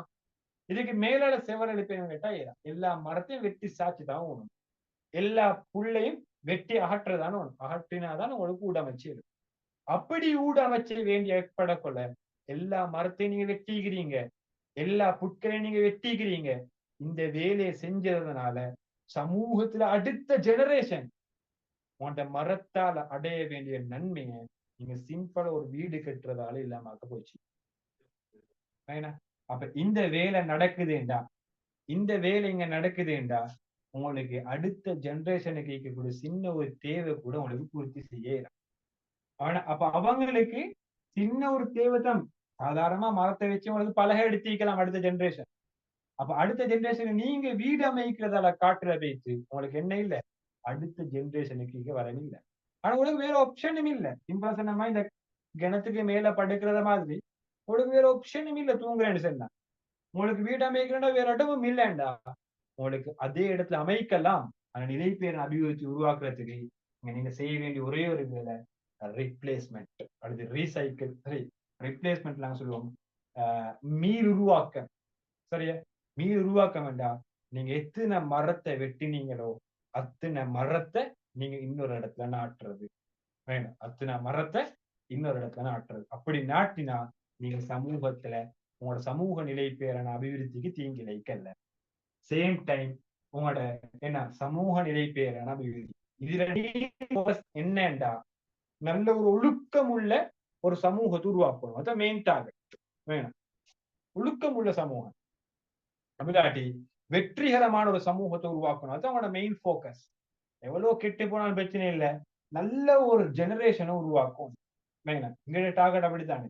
2025 மக்களுடைய இலக்குல அதுல ஒன்றுதான் முக்கியமான இலக்கு, படிச்ச சமூகத்தை உருவாக்கும். படிச்ச சமூகம் ஒன்று உருவாக்குவாங்க. படிச்ச சமூகம் இப்ப இல்ல. படிச்ச சமூகம் நெக்ஸ்ட் ஜெனரேஷனுக்கு தேவைண்டி நிறைய மக்களுக்கு பின்னால போராடி கொண்டிருக்கிறேன். எங்க ஊர்ல எல்லாம் எடுத்தா மோஸ்டா நாட்கள் அப்படி போராடி கொண்டிருக்கிறாங்க. அடுத்த ஜெனரேஷன் படிச்ச ஜெனரேஷனா வரணும்னு சொல்லி ஏன்னா சின்ன சின்ன வியாபாரத்துக்காக வேண்டி சின்ன சின்ன விஷயங்களுக்காக வேண்டி படிப்பு விட்டுட்டு போறாங்க. அப்ப அந்த விஷயம் நடக்கப்படாதுன்னு சொல்லி போராடுறவங்க நிறைய பேர் இருக்கிறாங்க. அப்ப அதுதான் சமூக நிலை பேரான அபிவிருத்தி. நல்ல ஒரு சமூகத்தை நிகழ்காலத்திலையும் எதிர்காலத்தையும் ப்ரமோட் பண்ண ஓடும். அப்ப இது 3 தூணாலையும் தான் வணிகத்துல நிலை பேரான அபிவிருத்தி விஷயம் கட்டி எழுப்பப்பட்டிருக்குது. இப்ப உங்களுக்கு பொருளாதாரத்துல நிலை பேரான அபிவிருத்தி உங்களோட பிசினஸ் என்ன செய்யணும்? சிம்பிளா பிசினஸ் பொருளாதார நிலை பேரான அபிவிருத்திக்கு என்ன டார்கெட்? அடுத்தவண்ட வறுமையை ஒழிச்சோனும் வேண்ட வறுமையும் இல்லாம ஆயிக்கொண்டு அடுத்தவனையும் பணக்காரனாக்கணும், நானும் பணக்காரனாகணும். நான் பணக்காரனாக்கணும், அடுத்த ஜெனரேஷன் பணக்காரனாகிறதுக்கான வாய்ப்பு விட்டு கொடுக்கப்படாது. நான் என்ன தேவையை பூர்த்தி செய்யணும், அடுத்தவன் தேவையை பூர்த்தி செய்யக்கூடிய சந்தர்ப்பத்தை விட்டு கொடுக்கப்படாது. அதுக்கு என்ன செய்யணும் என்றா நிறுவனம் வேலை வாய்ப்பை கொடுக்கணும். அடுத்த ஜெனரேஷனுக்கு புதிய ஜெனரேஷனுக்கு வேலை வாய்ப்பை கொடுக்கணும். அதனால அவங்களோட தேவையை பூர்த்தி. நாங்க ஒரு வணிகம் உருவாக்கினோம் தான், நாங்க ஒரு காட்டை அழிச்சு ஒரு பிசினஸ் உருவாக்கினோம் தான், நாங்க ஒரு மேடுண்ட சனிக்கிழமை மட்டமாக்கி நாங்க ஒரு பிசினஸ் உருவாக்கினோம் தான். அப்ப இதனால அடுத்தவங்களோட தேவை பூச்சி சந்தர்ப்பம் இல்லாம ஆயிடுச்சான். அப்ப அதுக்கு நாங்க என்ன செய்யணுமே, எனக்கு மற்றவங்களுக்கு வேலை வாய்ப்பு கொடுத்து அவனோட வருமானத்தை கூட்டணும். அரசாங்கத்துக்கு வரி செலுத்தி எங்களுக்கு அரசாங்கம் கவர்மெண்ட் வேலை கொடுப்பாங்க. என் அரசாங்கம் எங்கள்ட்ட எதிர்பார்க்கறது டெக்ஸ். நாங்க டெக்ஸை கெட்ட அவங்களுக்கு வேலை வாய்ப்பு கொடுக்கறதுக்கான சந்தர்ப்பம் கூடுது. எங்களால தான் கொடுக்கல, கவர்மெண்ட் சரி வேலை வாய்ப்பு கொடுப்பாங்க. சேம் டைம் நாங்க சரியான முறையில வரி செலுத்தணும், சரியான முறையில வேலை வாய்ப்பு இருக்கணும், அதே மாதிரி சரியான போட்டி நிலைமைகளை பின்பற்றணும். நிறைய ஸ்ட்ராட்டஜிக்ஸ் இருக்குது, நுட்ப முறைகள். நாங்க சில போட்டி நுட்ப முறைகளை யூஸ் பண்றதால நல்ல பலமான ஒரு போட்டியாளன் நிறுவனத்தை விட்டே வெளியே போகலாம், நாட்டை விட்டே அல்ல சமூகத்தை விட்டே வெளியே போகலாம். நிறைய பாசிட்டிவிட்டி கிடைச்சுக்கோனீங்க அந்த காம்படிஷனா அந்த போட்டியாளரான சமூகத்துக்கு. ஆனா நான் யூஸ் பண்ண சின்ன ஒரு பிழையான ஸ்ட்ராட்டஜியால பிழையான நுட்ப முறையால அவனை மார்க்கெட்டு விட்டு வெளியே போக வேண்டி வரும். அப்ப இணையாளத்தை நம்ம கிடைச்சலாட்டி கிடைக்கிறவனாலையும் நான் கிடைக்கூடாம பேசிக்கிறேன். அப்ப இப்படிப்பட்ட வேலையை செய்யாம சரியான மார்க்கெட் ஸ்ட்ராட்டஜியை பின்பற்றணும். அப்படி ஒரு சில வேலைகளை செய்யறதுதான் எனக்கு நிலைப்பேரான அபிவிருத்திக்கு வணிகம் பங்களிக்கக்கூடிய முறை. சேம் டைம் சூழல் நிலைப்பேரான அபிவிருத்திக்கு வணிகம் எப்படி பங்களிப்பு செய்யலும்? வணிகம் என்ன பங்களிப்பு செய்யலும் என்றா நான் சொன்ன மாதிரி நீங்க மீள் உருவாக்கம் செய்யுங்க. ஒரு காட்டு அழிச்சா மீள் உருவாக்கம் செய்யுங்க. போவார் எண்ணக்கருவை பின்பற்றுங்க. அங்க மீள் உருவாக்கத்தை அதுவும் வரும். போவார் எண்ணக்கருவை பின்பற்றுங்க. மெயினா நீங்க கொழும்புல இடத்துல போய் பார்த்தா அந்த வணிகத்துல அவங்க ஒரு தனி வணிகம் தான். தனி வணிகத்துல வந்த கழிவை அகற்றதுக்கு 2 ஆறு ஓடிக்கொண்டே இருக்கும். தண்ணி ஊத்தமாயிதான் இருக்கும். அது ஆறா கடலாண்டு கூட விளங்காது. அந்த அளவுக்கு அவ்வளவு பிரமாண்டமான கழிவு ஒரு வணிகத்தால மொத்த சமூகத்தையும் பாதிக்கப்பட்டு கொண்டிருக்குது. அப்ப இந்த வேலை நடக்க கழிவு அகற்ற வேலை சரியா நடக்கணும். நான் லாபம் அடைகிற பேர்ல சூழல பாதிக்க வச்சப்படாது. ஏன்னா அதை நுகர்ற நிறைய பேருக்கு நோய் வரையிலும். தண்ணியோட கலந்த அத்தனை பேரும் சாகவும் பிரச்சனை வரும். அதே ஆத்தோட கலந்த குடிக்கிற எல்லாருக்கும் சரீர நோய்கள் வரையிலும் வந்து நடக்கப்படாது. அப்ப அந்த வேலை கழிவாற்றல் வேலை சரியா நடக்கணும். போவார் என்ன கருவ சரியா பேரேலும். அதே மாதிரி சூழலுக்கு கூடிய சில சட்டத்திட்டங்களுக்கு கவர்மெண்ட்ல சூழல் சட்டத்திட்டங்கள் அது சரியா பின்பற்றணும். சூழலுக்கு சில டெக்ஸஸ் இருக்குது, அந்த டெக்ஸஸ்களை பின்பற்றணும். சூழலுக்கு சமூக பொறுப்பு நீங்க பார்த்தணும். சூழலுக்கு சமூக பொறுப்பு, அந்த சமூக பொறுப்பை சரியா பின்பற்றணும். அப்ப அதுதான் வணிகத்தால மேக்சிமமா சமூகத்துக்கு அடுத்த ஜெனரேஷனுக்கு சூழல் ரீதியாக செய்ய இயலுமான வேலை, சமூக ரீதியான செய்ய இயலுமான வேலையும் அதுதான். அவள் ஒன்றுதான் மற்றவங்க தான் பாடுபடுறாங்க நல்ல படிச்ச ஜெனரேஷன் உருவாக்குறதுக்கு. எங்களால் என்ன செய்யணும்? சின்ன ஒரு மோட்டிவேட் ஒன்று குடிக்கலும். உதாரணமா எங்களோட ஸ்கூல்ல புதுசா அவார்ட் செரமனி ஒன்று வச்சுக்கிறாங்க சரியா இந்த மாசத்துல. அதுல வந்து 2018க்கு பின்னால ஓ லெவல்ல ஏ லெவல்ல பெஸ்ட் ரிசல்ட்ஸ் யூனிவர்சிட்டி போனவங்க நல்ல பெஸ்ட் ரிசல்ட்ஸ் எடுத்தவங்களுக்கெல்லாம் அவார்ட் கொடுக்கறதுக்கு போவாங்க. அப்ப அதுக்கு யாரு இன்ட்ரடியூஸ் பண்ண, யாரு மணி செலவழிக்க, பணம் செலவழிக்க, யாரால இது பணத்தை இம்ப்ளிமெண்ட் பண்றேன்டா? Business mens. அப்ப அவங்க சமூகத்துக்கு செய்யலுமான வேலைகள் தான் நம்மளோட வணிகத்தால் ஒரு நிலை பேர் அதை பார்த்து மக்கள் ஸ்கூல்ல நடக்கக்கூடிய பிள்ளைகள் பார்ப்பாங்க. அப்படி நாங்களும் ஒரு நாள் யூனிவர்சிட்டி போனா, நாங்களும் ஒரு நாள் இப்படி பெஸ்ட் ரிசல்ட்ஸ் ஸ்கூல் எடுத்து கொடுத்தா எல்லாத்திலும் முன்னுக்கு எங்களோட உமா அப்பையும் கூட்டிக்கு வந்து இப்படி ப்ரொமோட் பண்ணி வைப்பாங்களே. இவ்வளவு சின்ன சின்ன அவார்ட் ஆயிக்கணும், அந்த அவார்ட் லைஃப் மெமரபிள் ஆயிக்குமே. எல்லாத்திலும் முன்னுக்கு ஸ்டேஜ்ல கலசா போயிட்டு எடுத்துட்டு வரையணுமே. அந்த சின்ன மோட்டிவால படிச்சாதவனும் படிப்பான். அப்ப எதிர்காலத்தை நல்ல ஒரு ஜெனரேஷன் உருவாக்கிடும். அது எங்களால் எப்படி பங்களிப்பு செய்யணும்? இதமா நடக்கக்கூடிய விஷயங்களுக்கு மோட்டிவ் பண்ணி சின்ன சின்ன அவேர்னஸ் ப்ரோக்ராம் செஞ்சு, அவேர்னஸ் விழிப்புணர்வு ப்ரோக்ராம் செய்யலும், மோட்டிவேஷன் ப்ரோக்ராம் செய்யலும். உதாரணமா எங்கட பலங்கோட இன்ஸ்டிடியூட் ஸ்மார்ட் அகாடமி. அப்ப அதுல படிப்புக்கு சரி அவேர்னஸ் ப்ரோக்ராம் அந்த வணிகத்தை, அது ஒரு இன்ஸ்டிடியூட் வணிகம். அப்ப அந்த வணிகத்தால படிப்புக்கேண்டி சோசியல் எக்ஸ்பர்ட்களை நல்ல விழிப்புணர்வு உள்ள, அதாவது சைக்காலஜிஸ்ட்களை அவங்களை கொண்டு வந்து டாக்டர்ஸ் படித்தவங்களை கூட்டி வந்து மோட்டிவேஷன் ப்ரோக்ராம்களை செய்யறாங்க. அப்ப இப்படி சின்ன சின்ன சின்ன வேலைகளை செய்யறதால சமூகத்துக்கு ஒரு எதிர்கால நல்ல ஒரு சமூகத்தை உருவாக்கி குறைஞ்சது ஒரு ஃபுட்பால் டீம் ஒன்று செஞ்சு கொண்டு ஃபுட்பால் கிளப் ஒன்று உருவாக்கி விடுறது. அப்படி ஃபுட்பால் மேட்ச் ஒன்று நடக்குதா, நல்ல ஒரு வீரர்கள் எதிர்காலத்துக்கு தேவையா, அதுக்கு நாங்க என்ன செய்யறது? எங்கட டொனேஷன்களை கொடுக்கிறது. அப்படி நல்ல ஒழுக்கத்தை பின்பற்ற, நல்ல சமூகத்துக்கு பின்பற்ற, நல்ல ஒரு எதிர்கால சமூகத்தை உருவாக்குறதுக்கு இப்படி எங்களுக்கு வணிகத்தை சமூகத்துக்கு பின்பற்ற நல்ல ஒரு சமூகத்தை உருவாக்குறதுக்கு பங்களிப்பு செய்ய இயலும். அப்ப இந்த தியரி தான் உங்களோட ஒழுக்க நிலை பேரான அபிவிருத்தியில பேசிக்கா பேசுற விஷயம். இதை தாண்டி ஒரு விஷயம் உங்களோட நிலை பேரான அபிவிருத்தியில இல்ல. சரியா? அப்ப ஒழுக்க விளிமியம் என்றா என்ன, நிலை பேரான அபிவிருத்தினா என்னான்ற விஷயத்த ஃபுல்லா பாத்திக்கணும். இது கிளியரான சொல்லுங்க. எனி டவுட் இல்ல?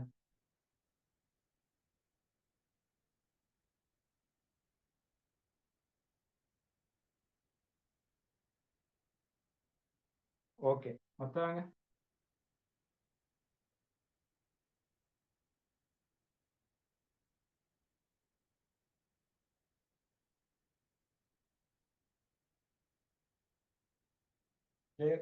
டவுட் இதா இல்ல?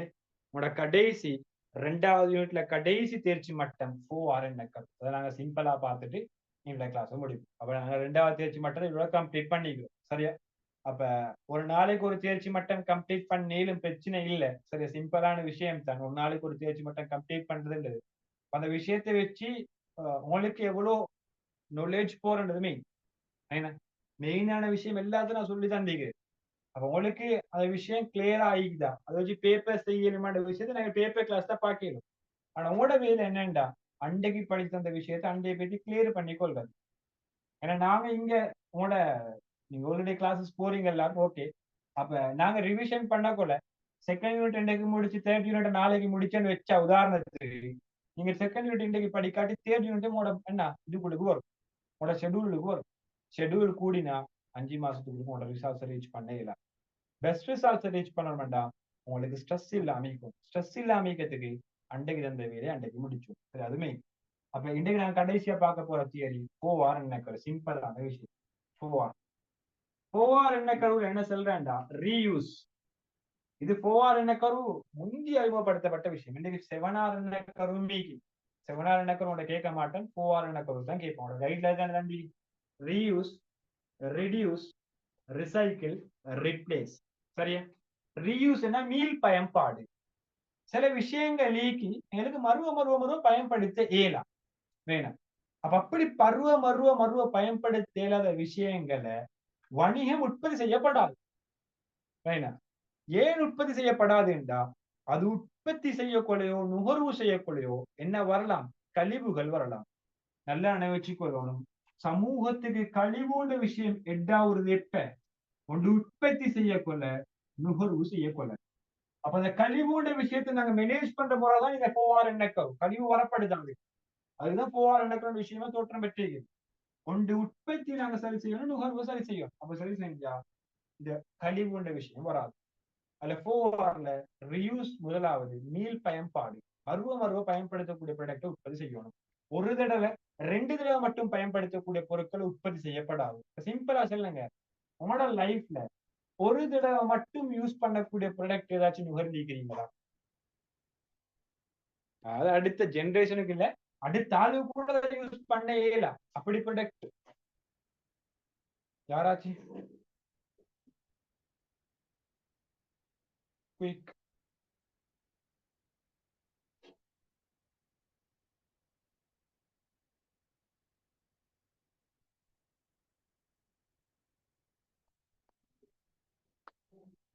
ஓகே, நான் சிம்பிளா சொல்றேன், ஆன்சர் பண்ற மாதிரி இல்ல. நீங்க சிம்பிளா பிளாஸ்டிக் கோப்பை, பிளாஸ்டிக் கோப்பை அதாவது மோஸ்ட்லியா பள்ளிகள்ல பாத்திப்போம். உதாரணமா மோஸ்ட்லியா பள்ளிகளுக்கும் பிளாஸ்டிக் கோப்பை. எதுக்கு பிளாஸ்டிக் கோப்பைன்னு சொன்னா ஒன் டைம் பேப்பர் கோப்பை மாதிரி இருக்கும், ஒயிட் கலர்ல இருக்கும்.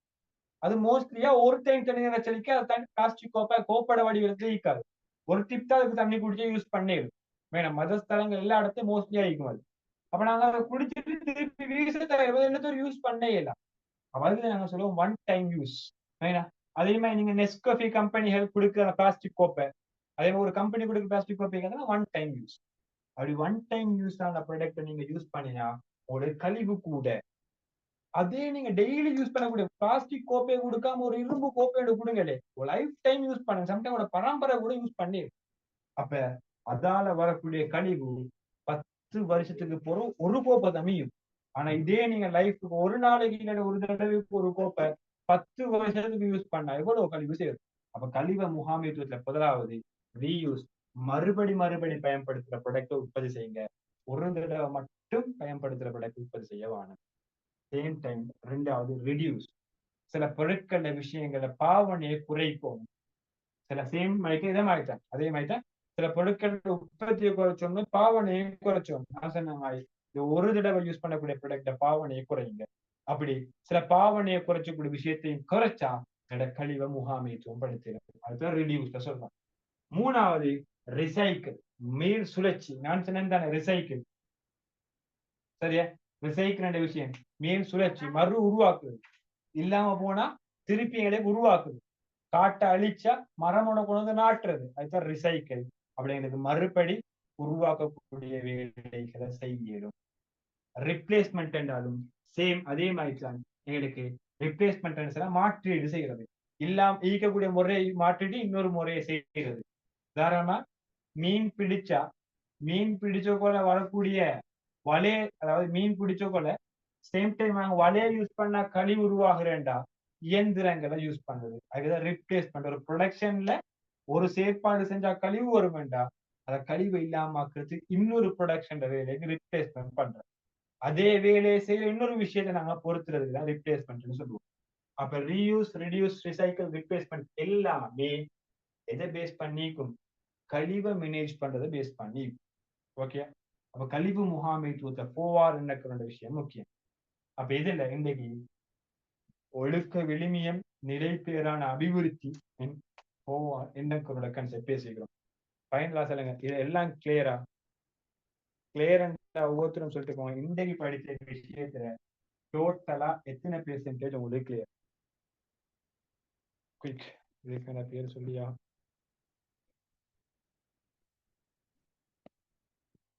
ஓகே, 100% ஆர்த்திகா. ஓகே, மற்றவங்க யார் யார் இருக்கீங்க? அம்னா நஜீம், பாத்திமா அஸ்னா, பாத்திமா சலாமியா, அரிஷானி, ராஷிதா, சாலிமா.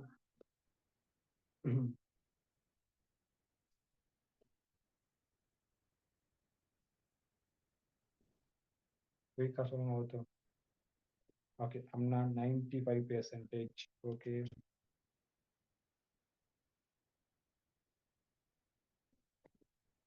அம்னா 95%. சலாமியா, சாலிமா, கிளியர். எத்தனை பெர்சன்டேஜ் சாலிமா? குயிக்கா சொல்லுங்க. 100%. அதிகா.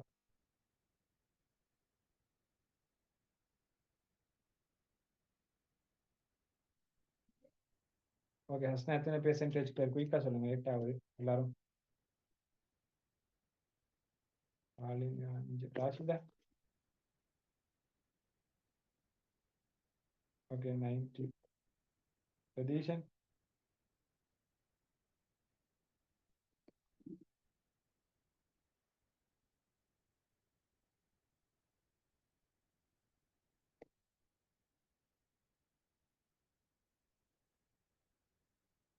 ஓகே, எல்லாரும் கிளியர் போட்டிக்கிறீங்க. ஏதாச்சும் கிளியர் இல்லாத விஷயங்கள் நீங்கிறேன்னு சொன்னா எனக்கு வாட்ஸ்அப்ல மெசேஜ் ஒன்று போடுங்க, நான் உங்களுக்கு ரிப்ளை பண்றேன். அடுத்து ஆர்த்திகா, நீங்க கேட்டீங்க பிசினஸ் படிக்கிற மெத்தட. நான் உங்களுக்கு இன்ஷால்லா மார்னிங் சொல்லித்தரேன். ஃபுல்லாக ட்ரைவல் பண்ணிட்டு வந்து டேரில் தான் கிளாஸ் செஞ்சேன். அவளுக்கு ஃபுல்லாக எப்படின்னு படிக்கணும், டீப்பாக சொல்லணும். அப்பதான் அவளுக்கு சிம்பிளாக மெத்தட் செஞ்சு கொள்ளையிடும். பிஸ்னஸ் என்ற விஷயத்தை எப்படி படிக்கிற 5 மந்த்துக்குள்ளுக்கு பிஸ்னஸ் கன்சிடர் 5 மந்த்துக்குள்ளுக்கு படிக்கிறது ரொம்ப கஷ்டம். 12 and 13 மேனேஜ் பண்றது.